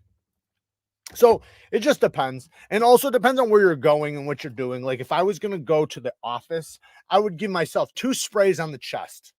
of whatever fragrance I have. I wouldn't wear anything nuclear. I would go with something that's a blue fragrance, something light, like a Versace Pour Homme or a Dolce Gabbana, the One Intense, light blue. And sorry, no, I messed up. Dolce Gabbana light blue intense. That's what I meant to say, not the One. Light blue intense. The One is a tobacco fragrance. But that's what I would do. And then I would just do 2 sprays on the chest and leave it at that. That'll come through your shirt. People will smell it, but not like, you know, where it's punching them in the face. Now, if I'm going out to a club or a party or a bar or something like that, I'm going to give myself like 4 or 5 right around the neck area, you know, neck, shoulders, one on the chest, one on the neck, you know, right on there. Maybe even my outfit, give myself a little and that's it. If I'm going to a, hey, Zach, shout out to Zach, man. He's been a member for 17 months. My fun smelling man. Shout out to Zach stuff. Definitely go and check out his channel. He has an awesome channel. Great dude in the community. And he just did something kind for somebody. He did something kind for Neeves Knives. Thank you, brother. 5 bones. Thank you, man. Definitely go and subscribe to his channel. Jared, what's your favorite barbershop frag? Replica barbershop.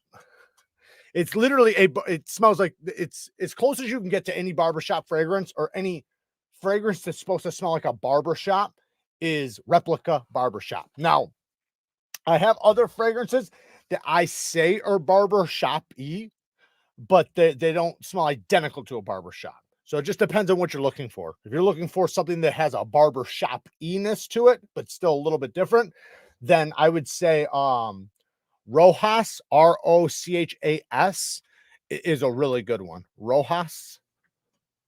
I think that's how you pronounce it. David, been a member for 12 months. What's up, brother? Shout out to you, man. Thank you for all the support. Your mom wear Jared's cologne? What the fuck? Your mom wear my cologne?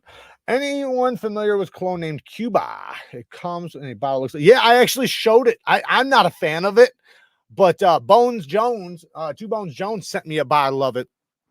It's a spicy tobacco fragrance, and I like tobacco, and I don't mind spice, but to me, it has to be done well. And that one, to me, I could see why somebody would like it, and I might like it on somebody else, but on me personally, it just doesn't do well with my skin. And that's the thing, is that there's always going to be that.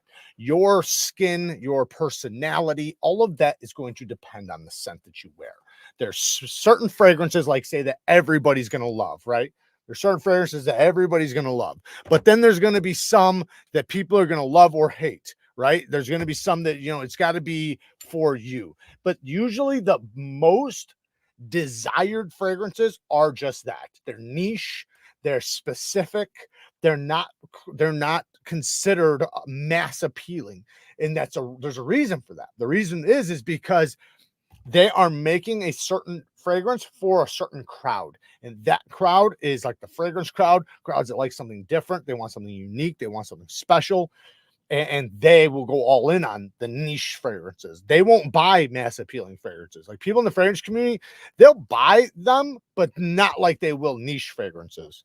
And it's not about price. It's just about like them being unique and different. Like even like this would be considered somewhat of a niche company. Mancera. What was the story I was going to tell? Oh yeah, okay.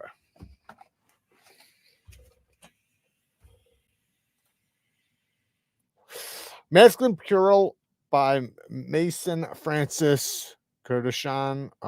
Smells exactly like barbershop / dad. It's like, so there is that where there's fragrances that smell like your dad. You know, that's just like a saying because it just smells like something your grandpa would have worn. I personally, I don't like those normally. There are a couple that I do like that are very, they have that. It's called like, what's it called? It's called,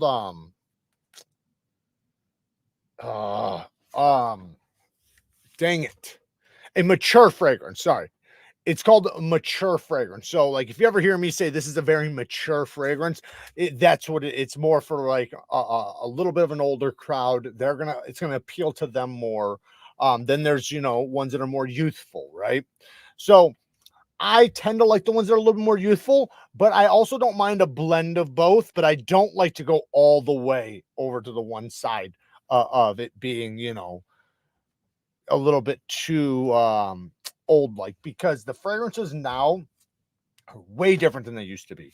The fragrances of yesterday are, don't get me wrong, for the past 20 years we've had banger fragrances, probably 30 years, but before that, you know, they were very limited. You know, it wasn't as good as it is now.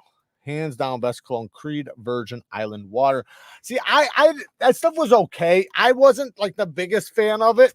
Two Bones Jones sent me some of that, and I liked it. It wasn't bad. Like, I'm not gonna say I didn't like it, because I did like it, but it wouldn't be something that I would wear over, say, Creed Aventus, you know, or should I say Mancera Cedric Boise.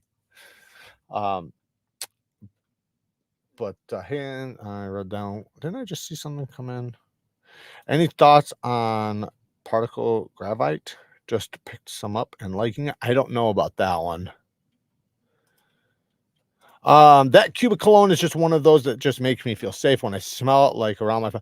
Yeah, and that has that. That has that what I was talking about. That has that you know, that older style fragrance smell, and that's why it's not like why it doesn't appeal to me, but I can see why people will like it and can see why certain crowds would love it. Shout out to Cutting Board Reviews. Definitely go and check out his channel as well. I must be late. He's talking about fragrance. Damn right you're late. Late again, I should say. Late again. James K. I wonder, do you see that grumpy? Is Kyle in here? Daniel K. It was great to see you win big last night. Did he win? What did he win? I didn't see it. I didn't hear. Hey, Jared, where do I join the channel? If you look right next to the subscribe button, there it should say join. So if you can't see it, go to my homepage. Just like click the logo of my channel and go to the homepage, and right next to it should say join. If it doesn't, then use a different device. Sometimes on phones it doesn't show it, but it should on or maybe it's the opposite way. One of the devices it doesn't show sometimes, but you should be able to find it. Now I have I also have a link for it in the description. Should have just said that. Go to the link, just go down in the description. It's in the description. He won the Herman on MC's 4,000 giveaway. Really? Good for you, man. Which Herman?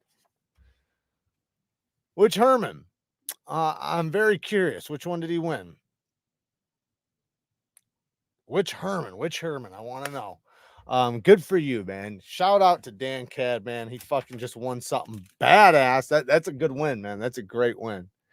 I know I should probably give something like that away too. Again, it's been a while since I gave away something really, really sick. The Vespertilio. I don't know about that one. Herman Vespertilio. Why don't I know about that one?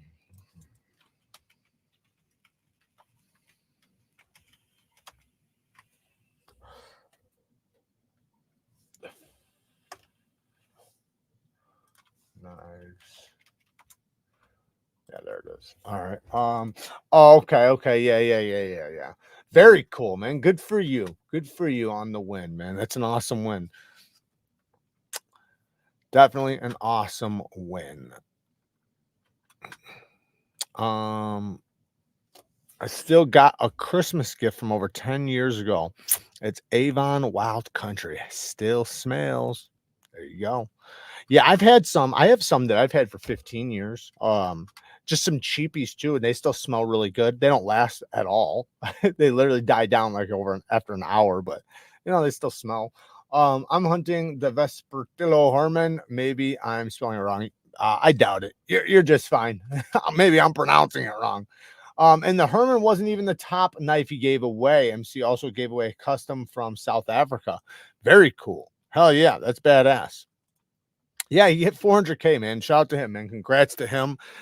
That's like such a huge mile marker, you know. And I'm so happy to see anybody succeed in this community, because it does take a lot of work. It is hard, and he's been very consistent, and that's why he's gotten to where he's going. I've definitely I go down a little bit of a different path. And like this year, like I have some different thoughts and some different ideas that I'm going to do, that I'm going to introduce to the channel, that I want to do. So, you know, I can't wait, and I'm very excited about it.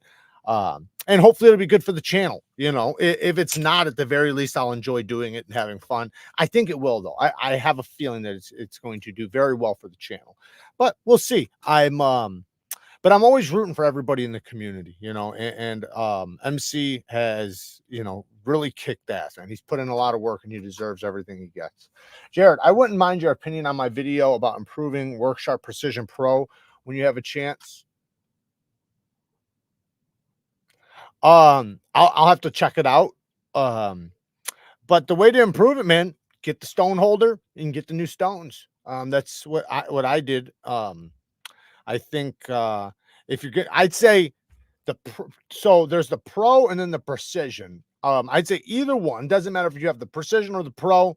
Get that stone holder, get some VNIVES or some HAPSTONEs or some Atomas, and then you know, you can always buy more stones later. But the point is, though, is that once you have that stone holder, you can take either one of those systems to the next level, but you have to get that first. Will you 100% get? You will 100% get there, brother. You are working hard and getting. Oh yeah, dude. Yeah, I'm not like, I don't even consider like a race or anything. He's been doing this way longer than I have. He has like probably over like 2,000 more videos than I have, because he's been doing it for years longer than me. Remember when I started, he was like, I don't even remember what he was at, but he was already a big channel when I started mine.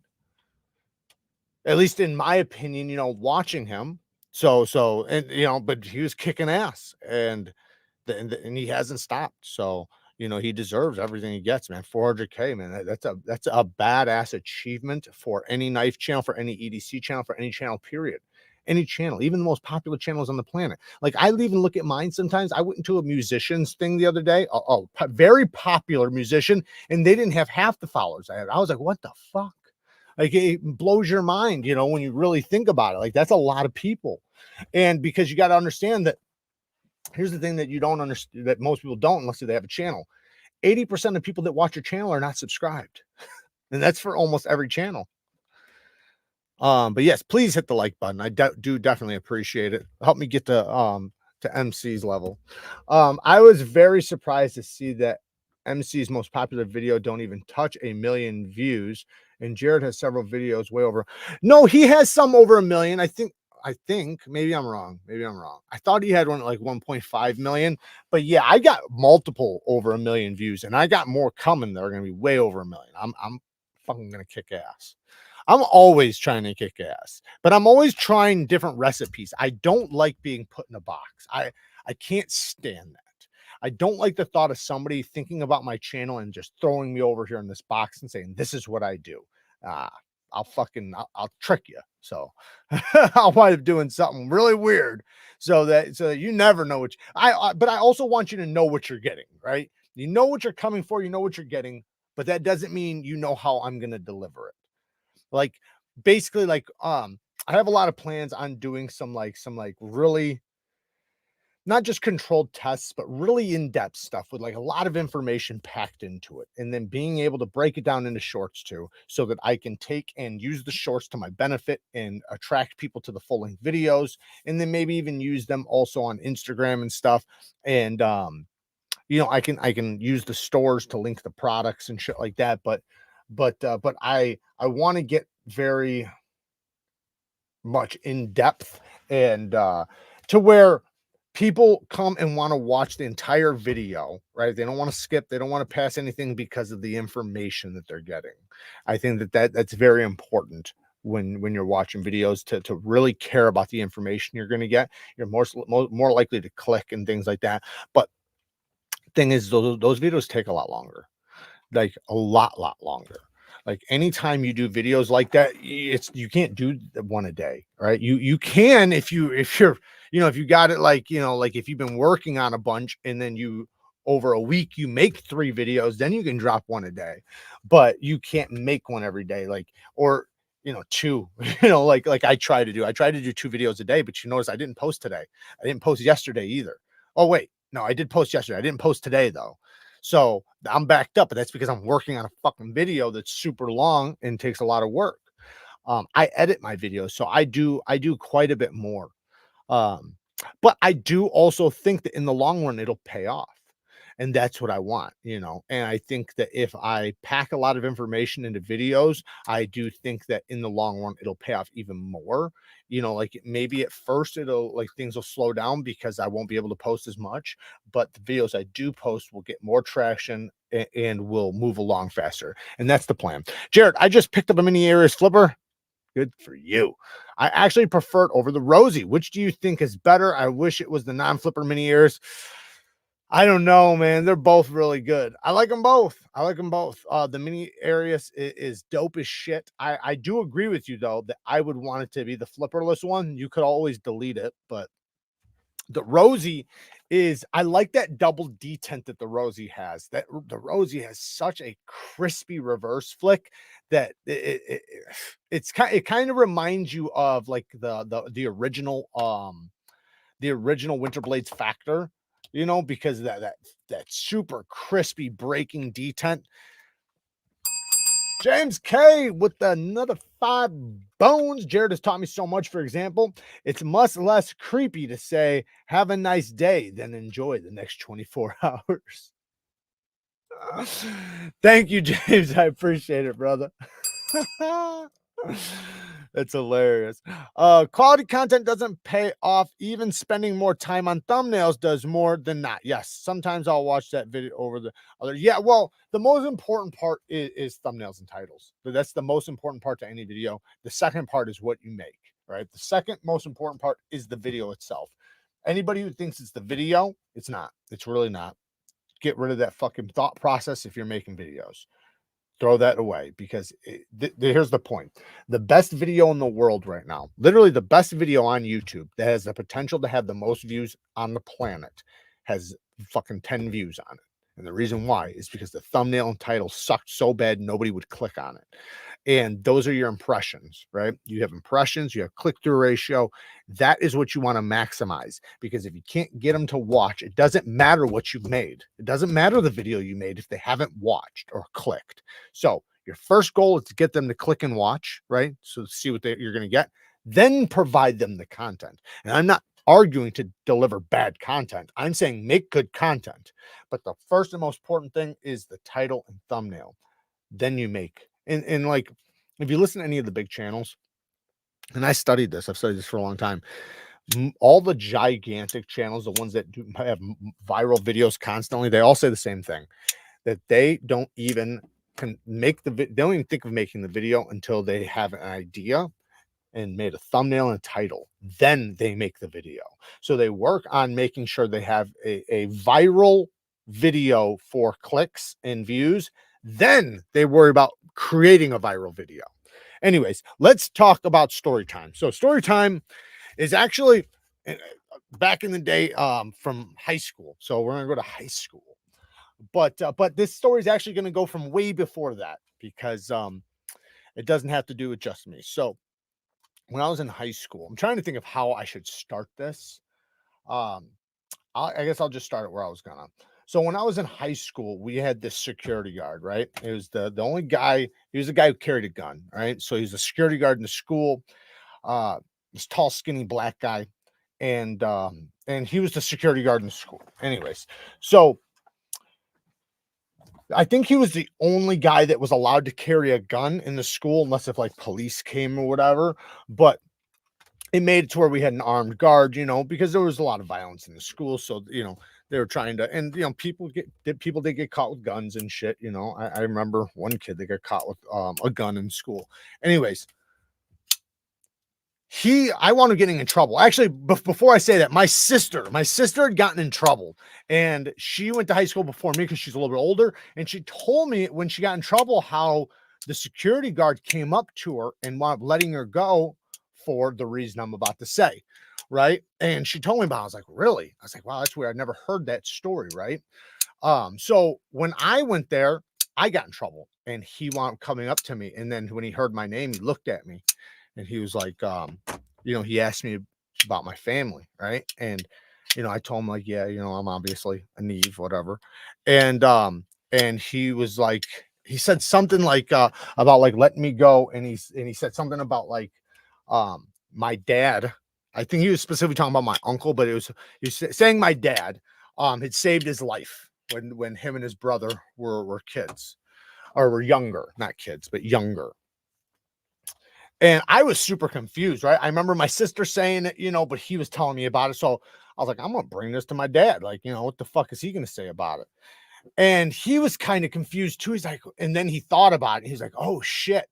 And so I have a buddy, a really good friend, his dad. So me and him are only friends, well, not only friends for this reason, but we are good friends and we've known each other a very long time because his dad and my dad were best friends. His dad's dead now, my dad's dead, but they were best friends. And back in the day, they used to run and gun together, right? And just like his dad, he's a crazy motherfucker, and just like his dad. Well, a long time ago, obviously, you know, when they were younger, right, they would run around our town, you know, and do shit.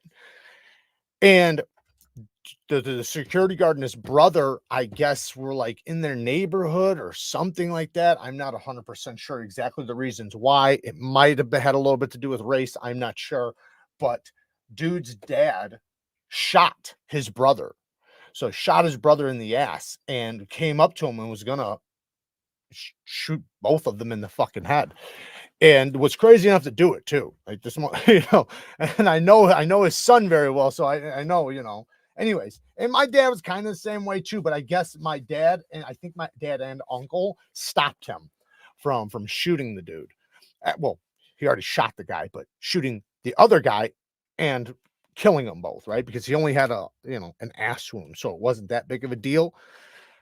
And so that's what he meant when he said that, you know, my dad saved, you know, him and his brother's life when they were younger, was because my dad stopped him, that guy, from shooting him again. And hey Dave, thank you for the 10 bones. Thanks for being so honest. Oh man, thank you for the 10 bones. I appreciate it, man. I try to be as honest as I possibly can. Your one go-to fragrance really need to know. You're my one. I would say Versace Dylan Blue. Versace Dylan Blue, or the second one would be Alexandria Game Time. But Versace Dylan Blue is what I would go with for mass appeal. Um, but yeah, and I heard stories like this my whole life, like shit like that, my whole life. I remember I met this, or not met, I knew this one guy, and he was telling me this story about because there's these two towns right next to each other that they were always like beefing throughout the years, right? There was like this person's, you know, people, and you know, this town's people and this town's people, and they always kind of like clashed, right? And that's what happened with that guy. Those guys, they were in their town, their neck of the woods, whatever. So they were fucking them up. Well, anyway, so supposedly this guy that I was talking to, I don't want to say names or anything, him and his friends were down by the lake, right? Down by the lake, but in their town, right? And so they're not in their neighborhood. Oh, no, wait, no, I think they were in their neighborhood. Sorry, they were, but it was like right on the line or something like that. And they were down there having a bonfire.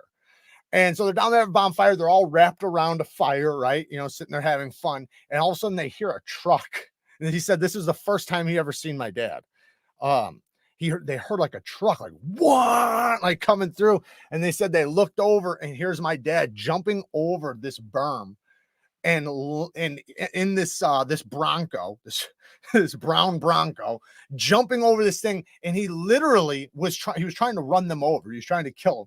So he literally landed on top of the fire that they were sitting around, but they all scattered, right? Obviously they heard the car, they heard it coming, they all scattered, and here he goes landing, and then now he's proceeded to drive around trying to hit them. That's what the dude told me. Like, this isn't my story, this is dude's story, saying the first time he met my dad. Jared, so I love the Gavel's micro flipper, but it needs a lot. But it seems a lot like my drop bear in size and blade shape, and I don't yet have a Vision FG or a Sheepdog button lock. What do you think about the Gavel versus drop bear? Which one's the gavel? Is that new one? The Kizer gavel? Let me look at it again and I'll tell you. Oh, yeah. I would go with the drop bear. Drop bear 1,000,000%. If you were like, if you already have the drop bear, I'd say you don't need the gavel.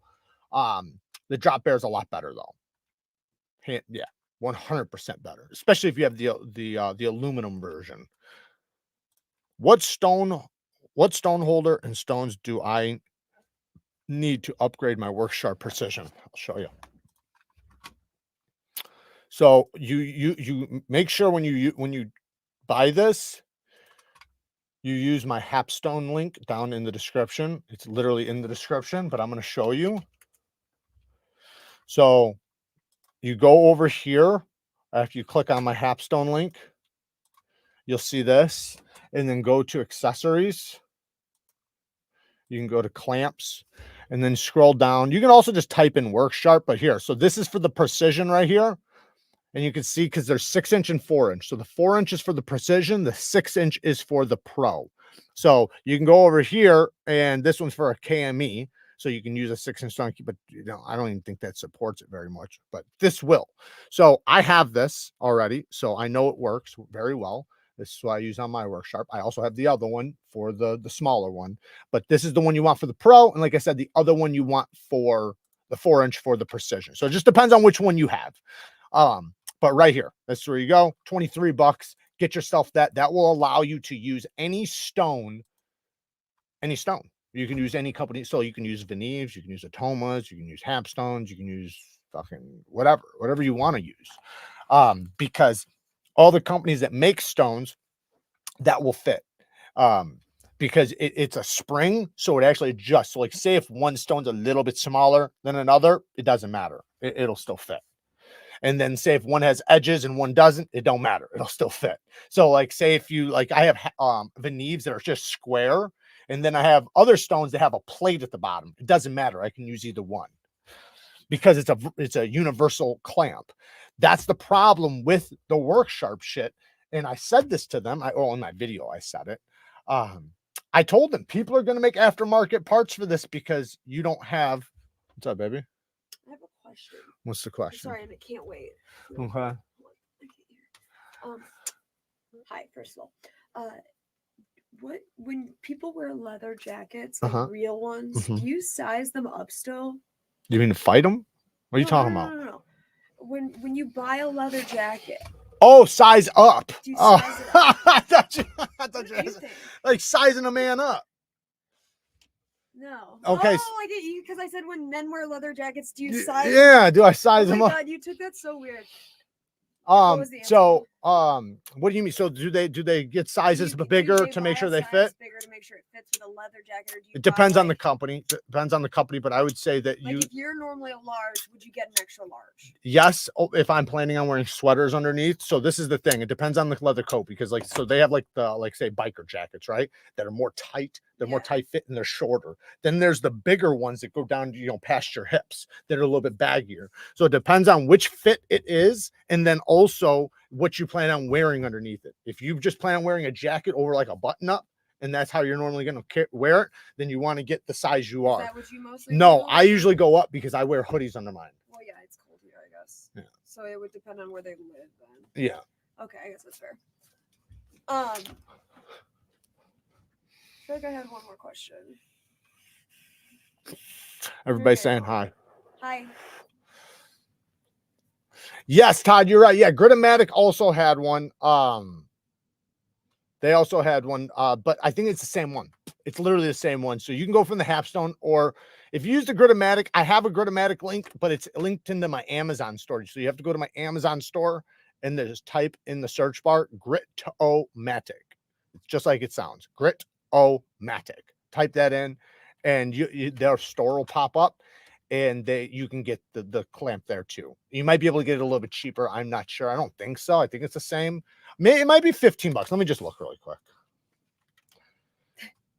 Amazon. Go to the Amazon link. HAPSTONE. Hi. Maybe you can't get the HAPSTONE through this. I'm pretty sure. Or no, why are HAPSTONE? That was mixed up. Gritomatic. Stupid. Gritomatic. All right. I think this will be, no, it's the workshop store. So, all right, you might have to just, oh, yeah. So if you type in Gridmac, the HAPSTONE, this one does pop up, but it's more money. I'm just going to show it to you. It's more money. So the one I found right now, not that one. If you go to Amazon, if you use my Amazon store, you go down in the description and look for the Neeves Knife Store. That's an Amazon store. Neeves Knife Store is the Amazon store. And then you can type in HAPSTONE 4-inch stone holder and get it for $26. So you're going to spend more money. You might get it faster though. I don't know about that, but yeah, you could do that, which you could also go to Gritomatic. If you just search around, because Gritomatic, I have a link to their shit, but I don't know if they have a direct store, but they have stuff on Amazon that I link all the time. Stream's over, Kara's gone. Thanks a lot.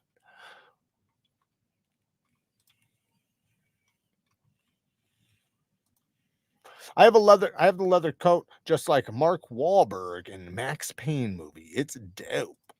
I got a really nice Thursday leather coat, and I still to this day, every time when I wear it, and I've had it for like a year, maybe not quite a year, almost a year. Every time I wear it, everybody says how it smells like leather around them. It really, like, it has a strong leather scent, and I love it. I absolutely love it. Every time I put it on, I get to smell that leather. But that is the oh, what is the name of it? It's from Thursday, but it's like it's not a bomber. It's like kind of like a biker coat, kind of that style where it's got like the thing that goes across here.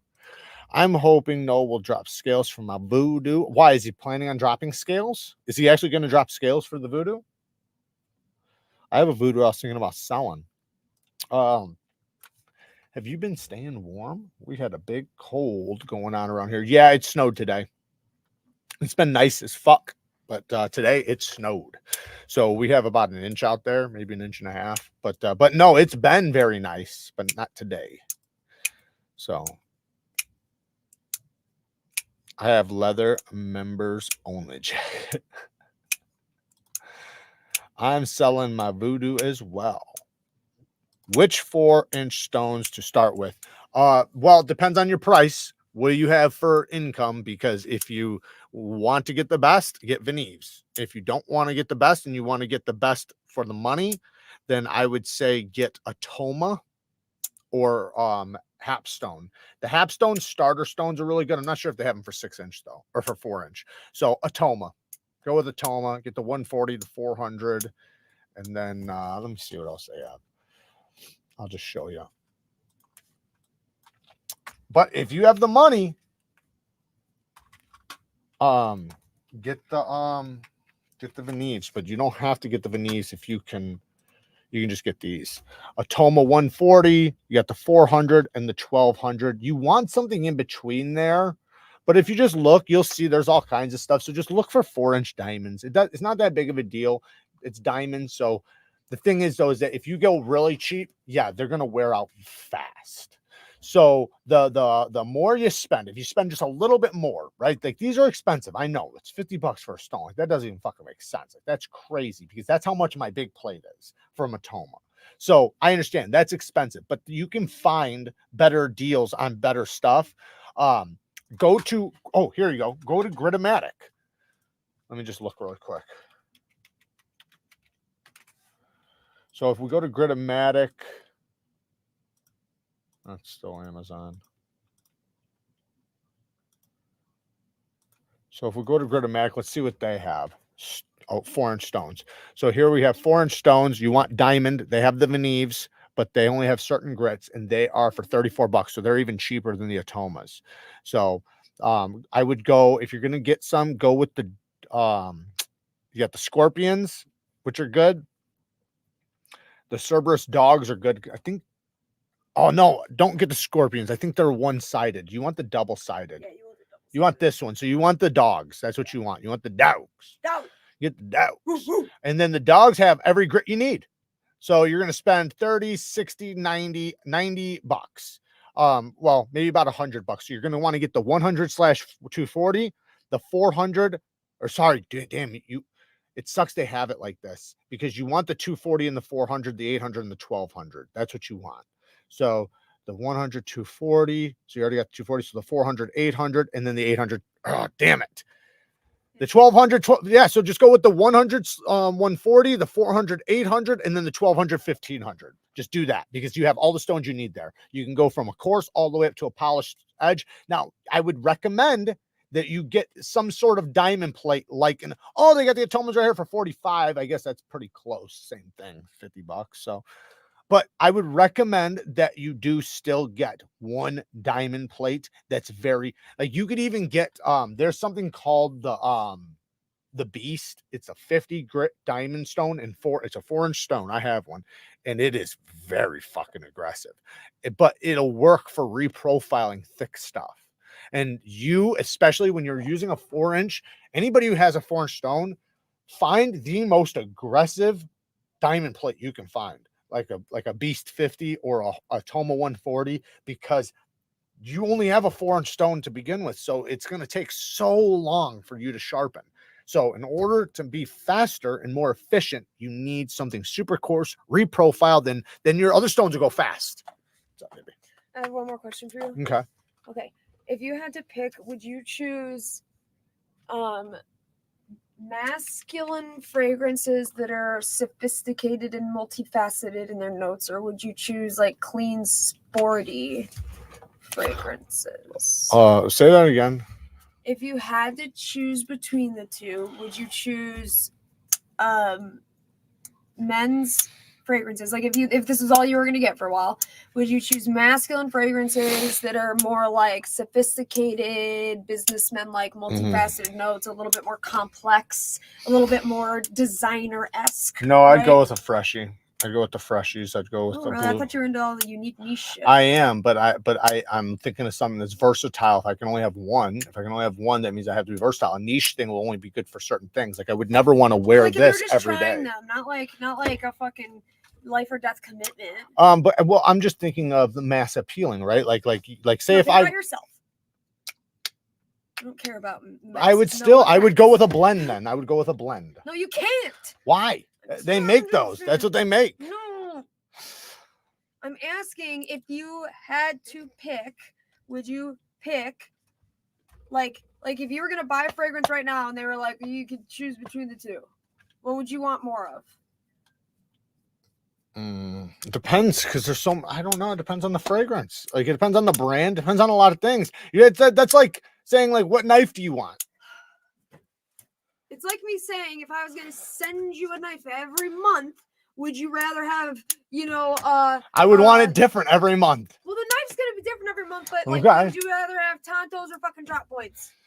Probably drop points, but every once in a while I want a fucking Tonto. Right, but okay, so think of it like that and try again.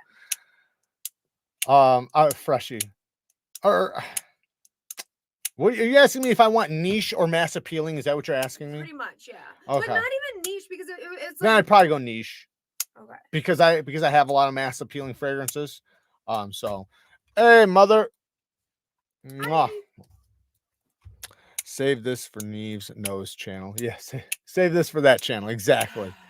That's the guy that hates your fucking Son to the Day segment. No, he loves it. He loves it. He's been like, not this shit again. He's been dressing himself up in metal dust and micarta. I want to point out that and this oil. is supposed to be a very quick question. I have leather. But you couldn't make it that, could you? What? What? What'd you say? I didn't say anything. What'd you say? I love you. You're the best. I'm about to hang up, so. That's okay. I'm not trying to stop you. I know you're not. I know you're about, but it's the end of the show. So, when I walk in the room, I want them to say, "He the Mac." Well, then you're gonna want Mancera. That's what you're gonna want. This is what you're gonna want. If that's the reaction you want to get this stuff. That's what I'm wearing right now. I don't even need to spray another one, but I'm gonna just to refresh it. Been carrying a Tonto for 3 days though, Jared. Yeah, that's true. That's true. Yes, I have. But that's why I said I'd still want a Tonto here and there.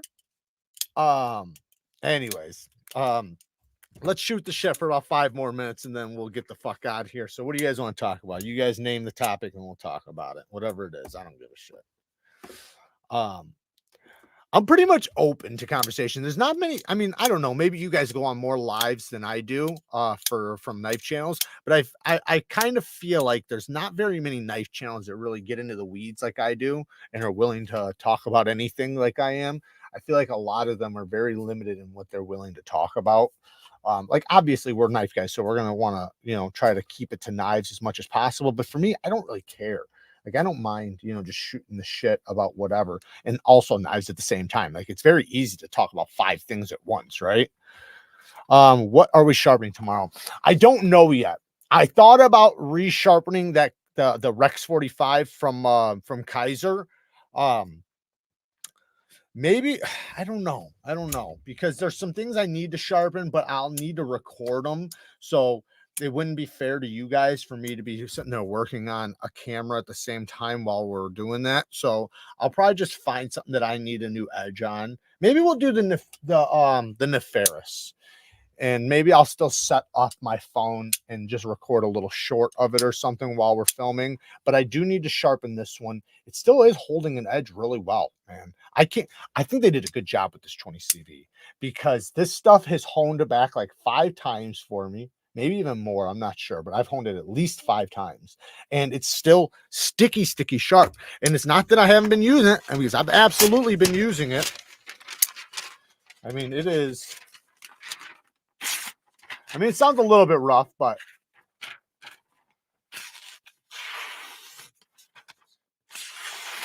yeah, it's a little rough, but I mean, come on. After how long have I had it? And it's been honed back 5 times. I'd say that's damn good, but I should put another edge on it. We'd also maybe sharpen up a Shiro. You can talk about anything you want as long as it's not metal complex. It's good YouTube. You can talk anything. You can talk about anything you want as long as it's not metal complex. It's good YouTube. What are you talking about on other channels? Like is that what you're saying? You're saying on any other channel but metal complexes? But I feel like even other people's, like I've seen where they're like, yeah, let's not talk about this or whatever, you know, or they just they won't read the comment. Like obviously there's comments I'm not going to see, right? But I don't skip a comment. I never read a comment and then skip it because they said something. I never ever do that. Some people have blamed me for that. Like, since you won't read my comment, it's like, I just didn't see it. I'm sorry, fucker. But even if it's controversial, because most of the time I don't read it before I start reading. So there's been times I've thought about like, damn it, I shouldn't have started reading this. Because I didn't know what it was going to say until I started reading it. And then I'm like, oh shit, I'm in too deep now.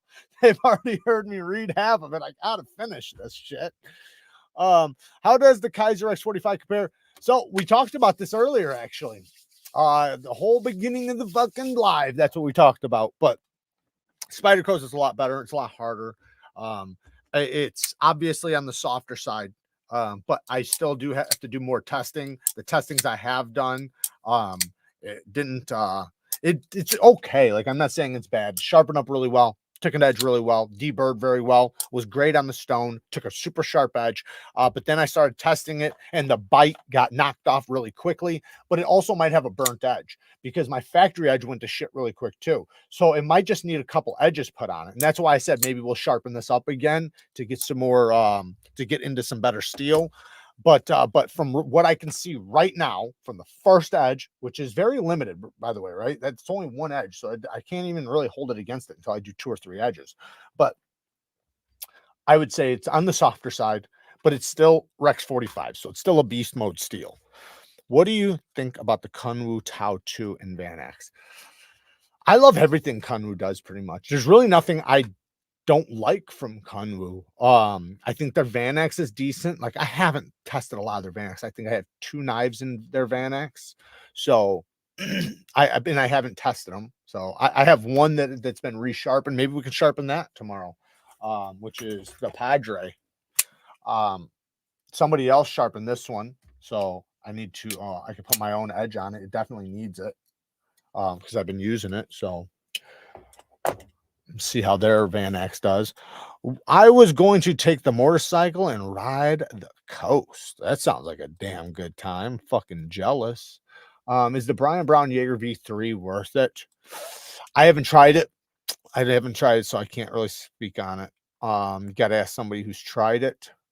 Because if I say yes and then I tried it and I hated it, because last year or whenever it was, I recommended you guys a knife, and it's not that I recommended it. I put a post up, but I hadn't tried it yet. I purchased it, but I shared the link with you guys and then told you guys that it was available. Get it while it's here. They're gonna go fast because I thought it was gonna. Then and I thought, because this guy does amazing work always, like everything. And it was a Brian Nadeau, right? It was a Sharp by Designs. It was the Apex, and I thought, like, everything he does is great. So this can't be bad. So I got it, and it wound up really pissing me off because the clip was in a bad place and it hurt my hand like every time I used it. Then this shit happened with the Liang Ma thing, so like I'm very hesitant on recommending something before I've tried it now. I could say without a shadow of a doubt, like everything I've tried from like Civivi is usually really fucking good. So usually I can tell you that it's probably going to be good, but there is some small examples where the lock bar access sucks, the stop pin's in a bad place or something like that. I like the idea of doing a serrated edge tomorrow. I actually last night I invented a serration sharpener in my head. Hear me out. So check this out. So the way I thought about it was, and I know one of you guys are gonna steal this from me now. It's okay, you fucks. So I'm just gonna do this really quick just to give you an idea. So like let's say this is a bit hooked to a drill. You guys will get the idea. I'm trying to draw it really fast. So you have these little grooves right here, right? You have like a drill holding this thing, which has each one of these is a wheel for the teeth, right?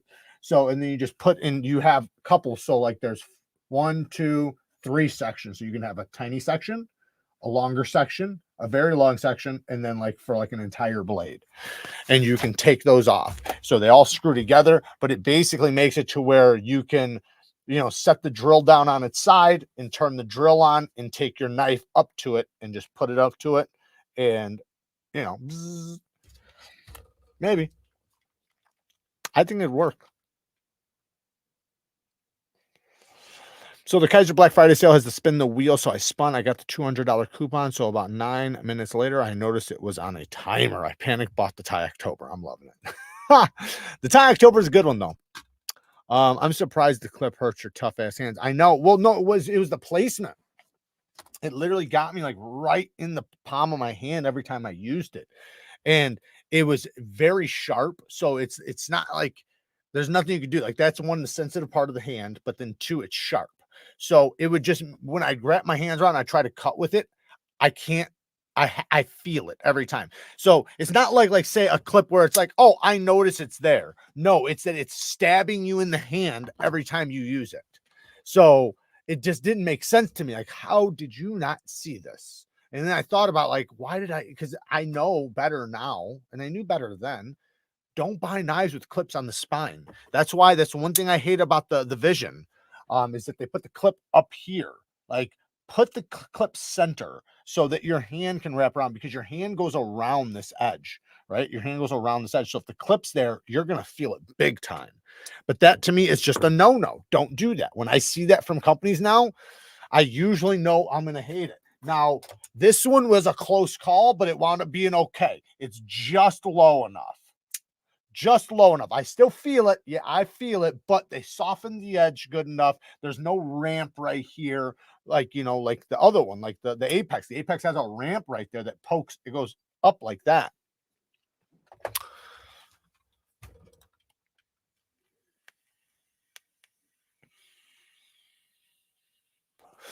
I have a video showing Cardo correctly use the clip on the Vision. I'm talking about the Vision FG, just the regular clip is placed. I'm not talking about that one. I know which one you're talking about. No, I wasn't talking about that one.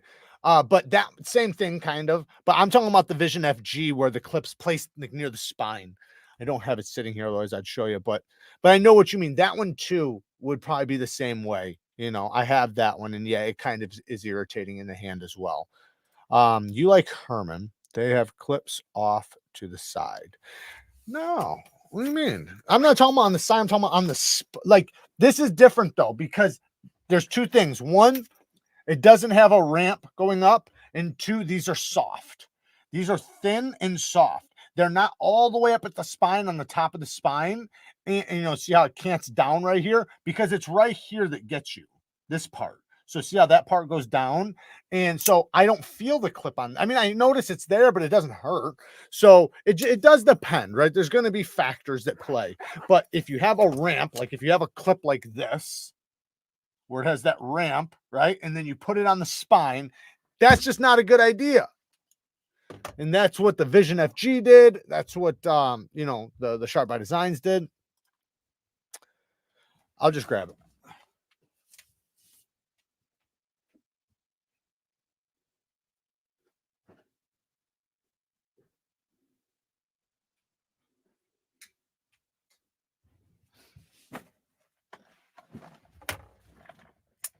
This one, the Apex.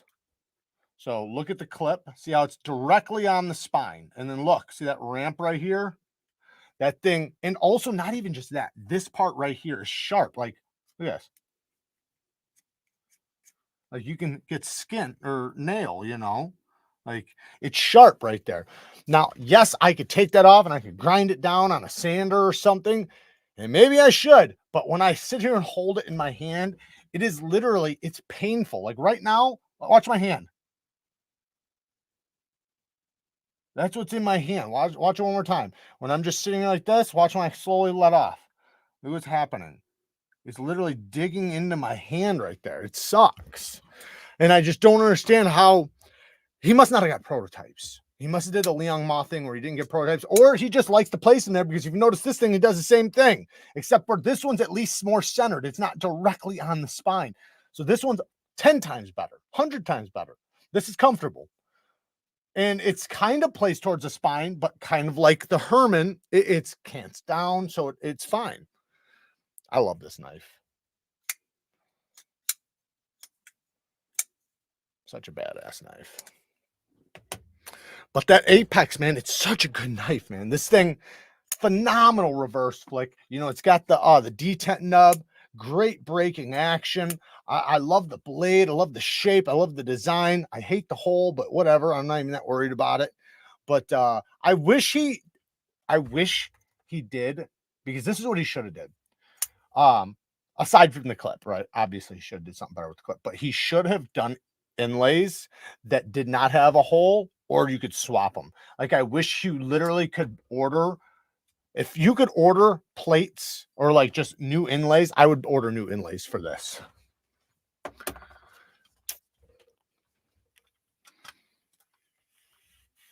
Coming soon. Coming soon. I got something in the works right now with a couple companies.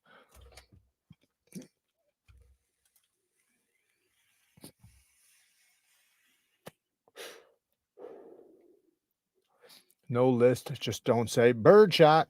Fuck. I'll be back in a minute. I have seen a couple of channels recommending an aftermarket clip for the Vision FG. Yeah, I mean, it's not as bad as I'm making it sound on the FG. The FG is fine. Like I don't like it, but it's tolerable. It's fine. The knife is so good that, you know, there's sometimes when a knife is so good, like you can look over things. And the Apex is kind of like that, but the clip is so horrendous to me that I would have called that out. I wouldn't have recommended everybody to buy it. I wouldn't have done that. I you know, because after I got it, like you can watch my video, like I was like, ooh, I kind of felt bad. I'm looking for a great $300 to $400 knife. What should I get? The NEEVEKNIVES, without a shadow of a doubt. Where'd it go? I have it right here somewhere. This is what you should get. The NEEVEKNIVES. This thing has incredible action. I'm going to give you another suggestion, but this is the one I would get if I was you. I'd get this or the Ziphius. There's a few left right now. It's a button lock. Great action. Phenomenal action. They do great button locks. It's got an integral back spacer, and get it from the NEEVEKNIVECO site. Is we have both of those on our site right now. Go to the NEEVEKNIVECO link. So if you're wanting to get anytime you guys want to get something, check out the NEEVEKNIVECO link first. You guys don't, I don't sit here and promote it like crazy or anything, but you know, it is still something I'm working on. It's something I do want to grow and I do want to be successful. So hopefully, you know, over time, we will not only get some more knives on there, but a lot of my own designs. That's my plan. That's what I want to do. I want to do a lot of OEM stuff on there and a lot of my own shit. Lynch makes an Elementum clip. I got one for the Vision. It's way better. You know, Civivi sells clips too, though. So if you can get milled titanium clips, you can get titanium spring clips. They have a bunch of different clips.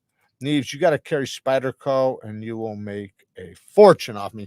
I can't, though. They won't let me. You have to have a storefront. We're trying to figure that out. We're trying to figure that out. Trust me, I know I'm going to try, but the only way you can carry Spydercos is if you have some sort of storefront, and we don't have that. So somehow, some way, I'm going to try to get them still. I'm going to try to figure out a way to get it either way. I probably shouldn't say that live, but yeah. Have a garage sale or something once a month. Yeah, I know that deal. I've tried myself. Yeah. But waiting for my Nefarious since September. You're still waiting? That doesn't make sense because they're available. From where? They've been available.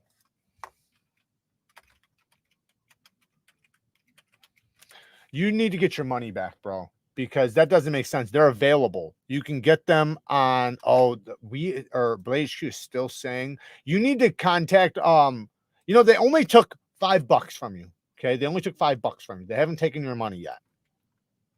Fuck the $5. Go buy it from my site and then, not cancel your card, but do something to where your card is not available on there, or call them. You can literally call Blade HQ and tell them, hey, I don't want to do this no more. Just tell them. They'll give you they won't give you your $5 back, but they'll stop it. They'll cancel it. Because you can buy it right now. You can buy it from the Wii site. You can buy it from my affiliate or my NEEVEKNIVECO link. Don't wait no more. Fuck that. Get your money back. Or I guess you can't get your money back, but you know what I mean. I contacted Wii. They said it was a China thing, had to return them. That's fine, but you're talking about from Blade HQ, right? Is that what you're talking about? Or are you talking about from Wii Knife Co? It's from Blade HQ is the one that's still shitting the bed. But I've been able to get them on my site since then. So it doesn't make sense. I got them in like 2 weeks it took. You can cancel pending pre-orders from Blade HQ. Just log into your account. Bang! Not the version. I don't have the version you want. Sometimes you can't be greedy. I'm just joking. Yeah, I mean, if I don't have the version you want, you know, obviously, order from someplace else. Order from my WeKnifeCo link. Just use my 15% discount code. They should have it. Let me check. Nefarious right here. Yes, they have it. So if you're just go to the only one they don't. Oh shit, they only have 2 available right now. Yeah. So they have 2 different versions available on their site. You don't want that one. So they only have 1 version available. It's probably the same version I have on the NEEVEKNIVECO site. Oh, Knife Center? Oh, well, sorry you did that. Yeah, me and Knife Center got beef, so. Do you have any deburring tips on how should I cant my knife on the stone? Yes, I do. I absolutely do.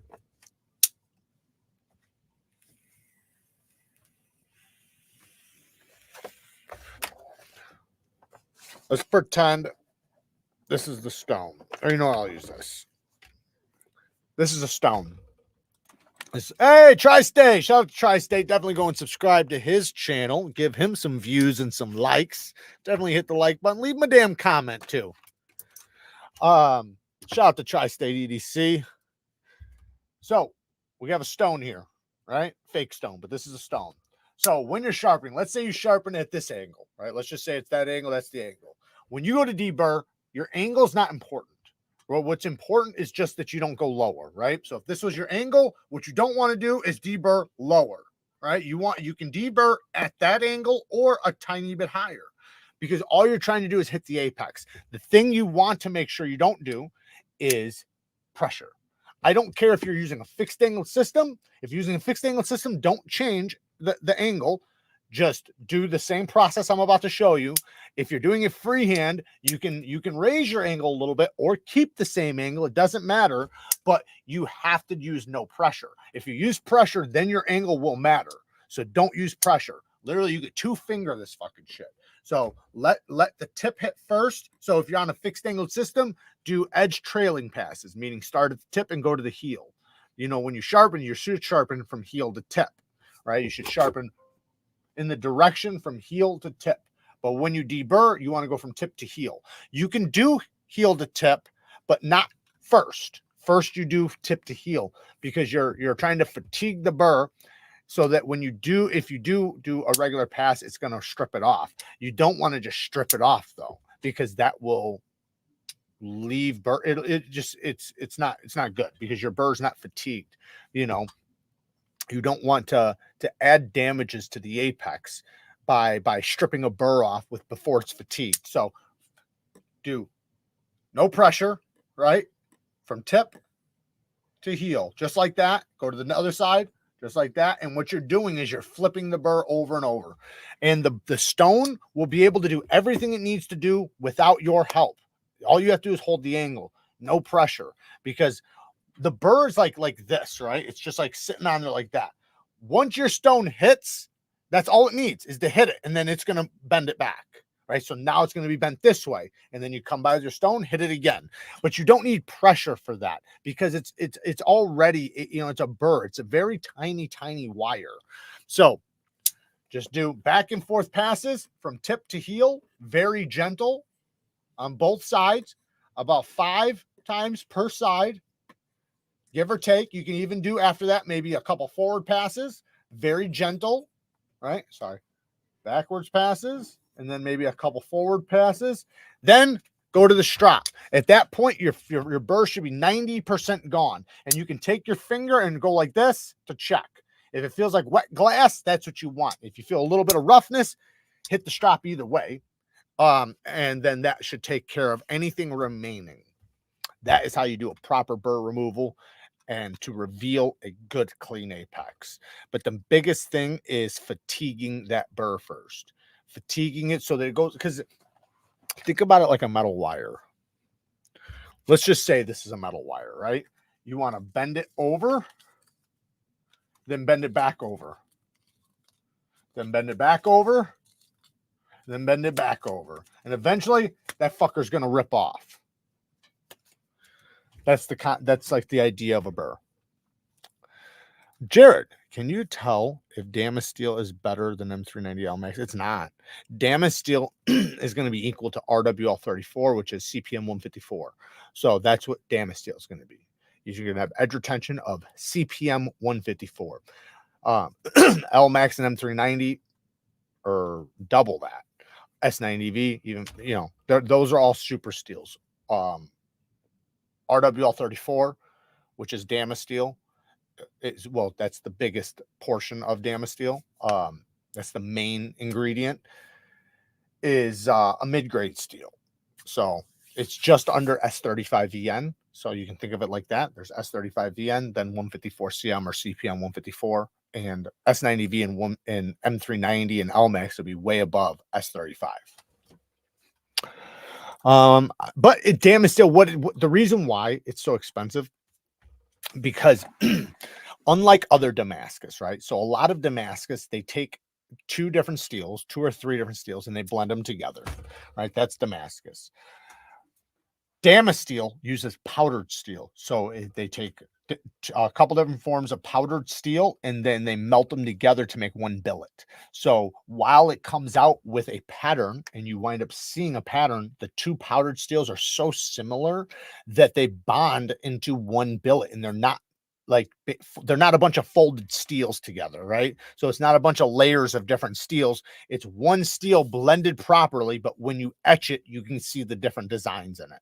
So it winds up being a way more consistent Damascus. It's a Damascus that sharpens up really good, takes a really good edge, looks beautiful, has good toughness. I've seen some Damascus, and I know this is like the highest level of shitty, but I've seen Damascuses come apart, where the steel literally starts coming apart. I've also sharpened some Damascus where you can feel the 2 or 3 different steels. You can feel this is soft, this is hard, this is soft, this is hard. Like you can feel like the different steels in it. And then when you deburr, it's a nightmare because you have a soft steel next to a hard steel. So you have some parts of the burr that won't come off. Other parts are already gone. Like, so it makes it a nightmare to sharpen, and just becomes a lot of frustration because it's not a good mixture. Now, there are some other good Damascuses, like the 10CR Damascus. They use, I think, like a 9, I think they use like a 440C plus a 10CR or something like that, something that bonds really good together. And that's a really good Damascus. Civivi does a good job with it. Concept does a good job with it.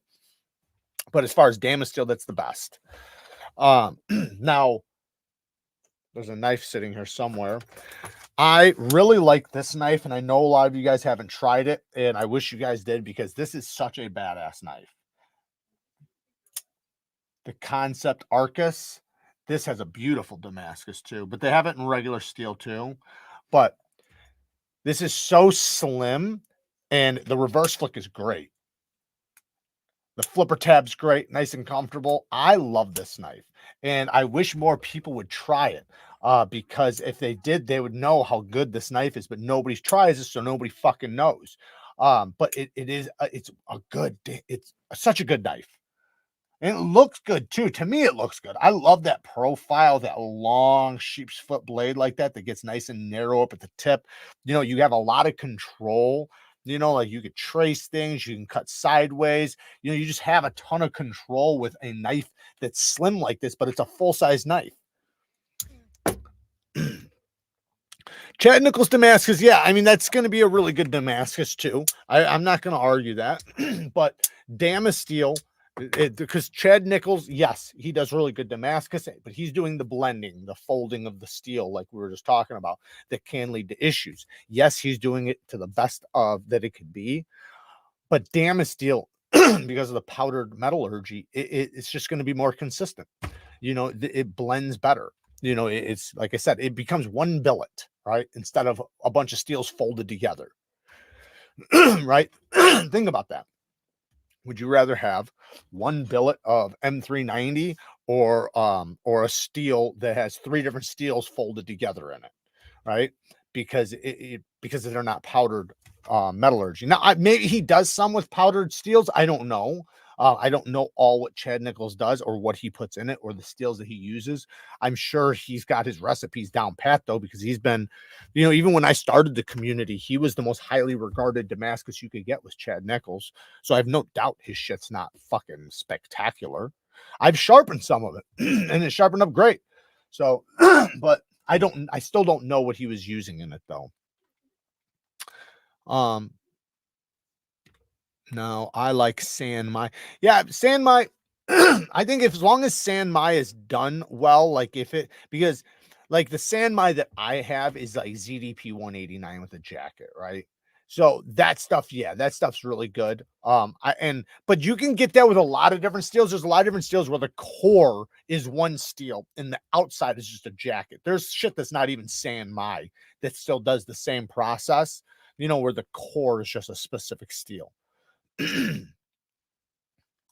YouTube needs to make it possible to time out mods finally. So what you're saying is traditional Damascus is more for fashion than function. Yes, absolutely.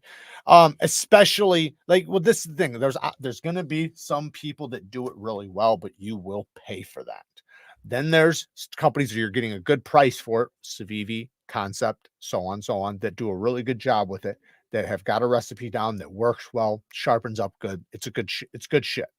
You know, I even, like, to be honest, to be 100% honest with you guys, I've sharpened a lot of Damasteel, and I can't tell the fucking difference. I honestly can't tell the difference between their Damascus and their Damascus, not even a little bit.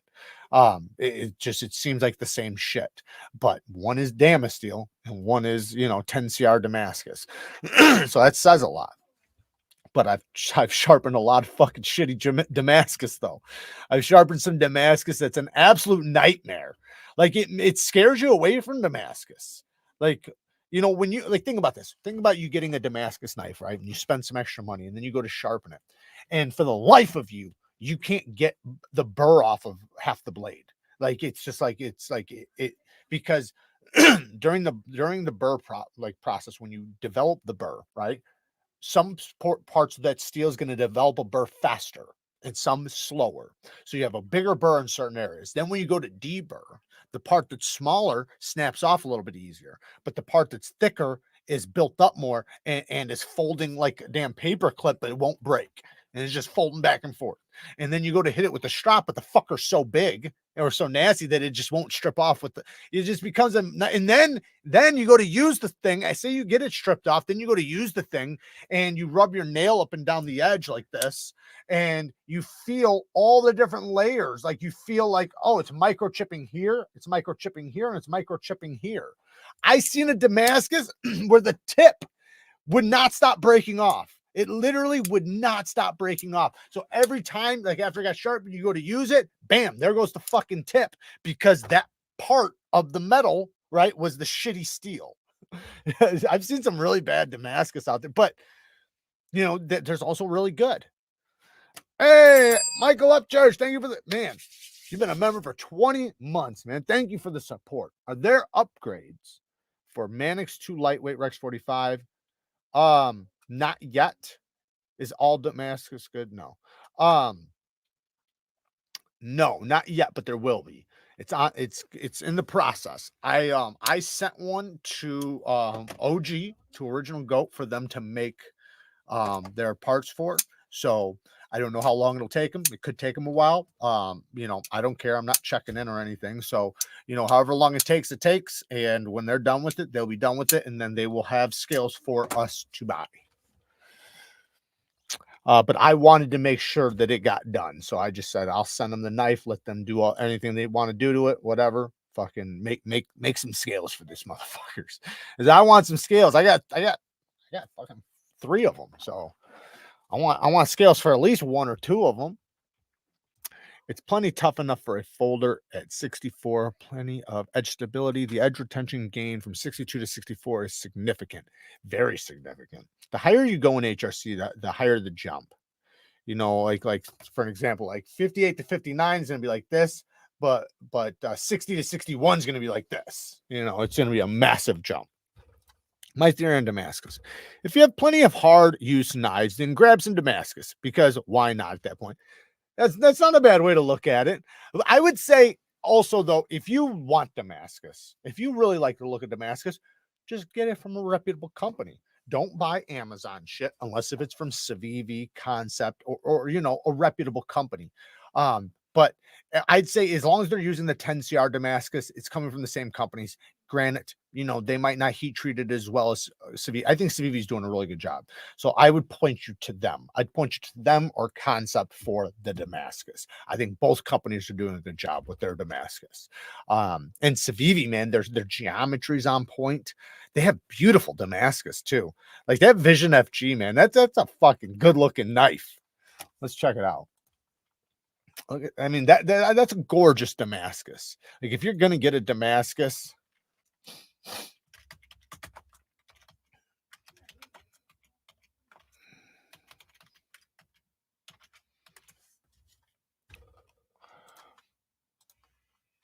now remember, I have a 15% discount code for any Civivi Send Cuts or Wheeze. If you ever go to their site, you notice their site costs more money than Blade HQ, Knife Center, so on and so on. Just use my discount code and it'll be the same price. But look at this Damascus. That is gorgeous.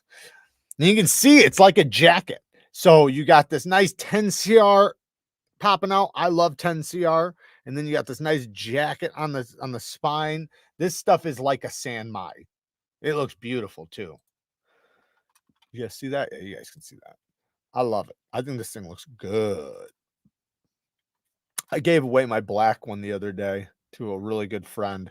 Now I only have this one. I kind of regretted not giving away the Altum one, but I'm thinking about buying some aftermarket scales.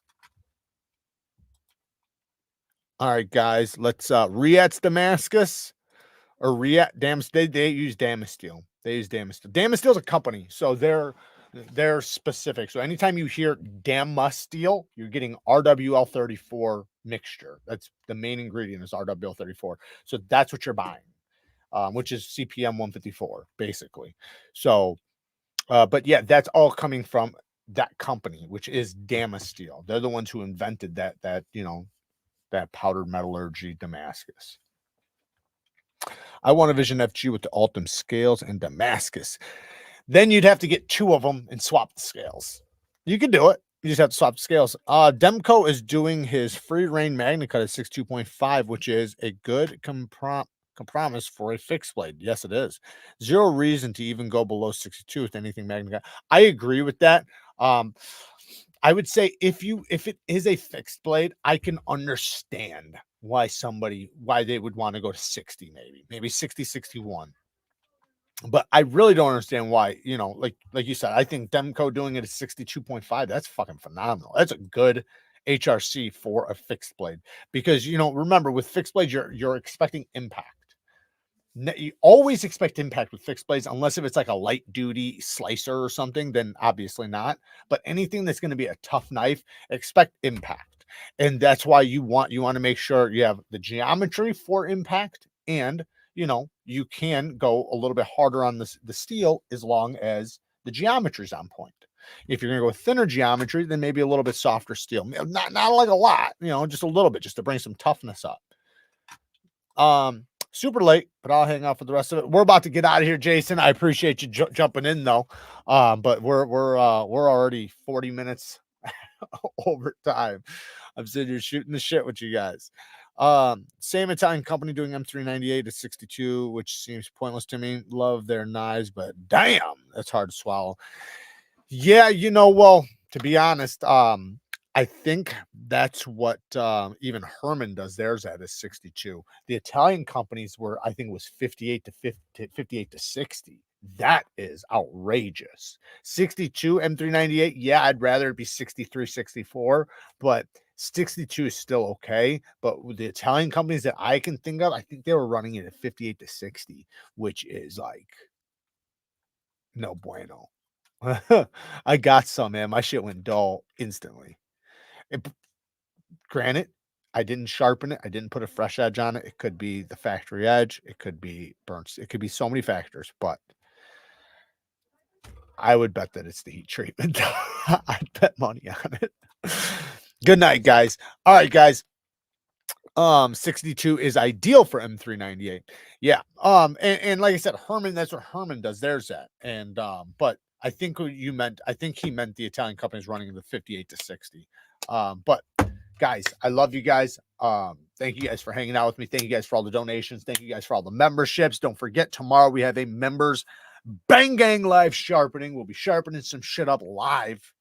So if you guys have any sharpening questions, you guys want to talk about any sharpening or any steels or anything, come to tomorrow's live.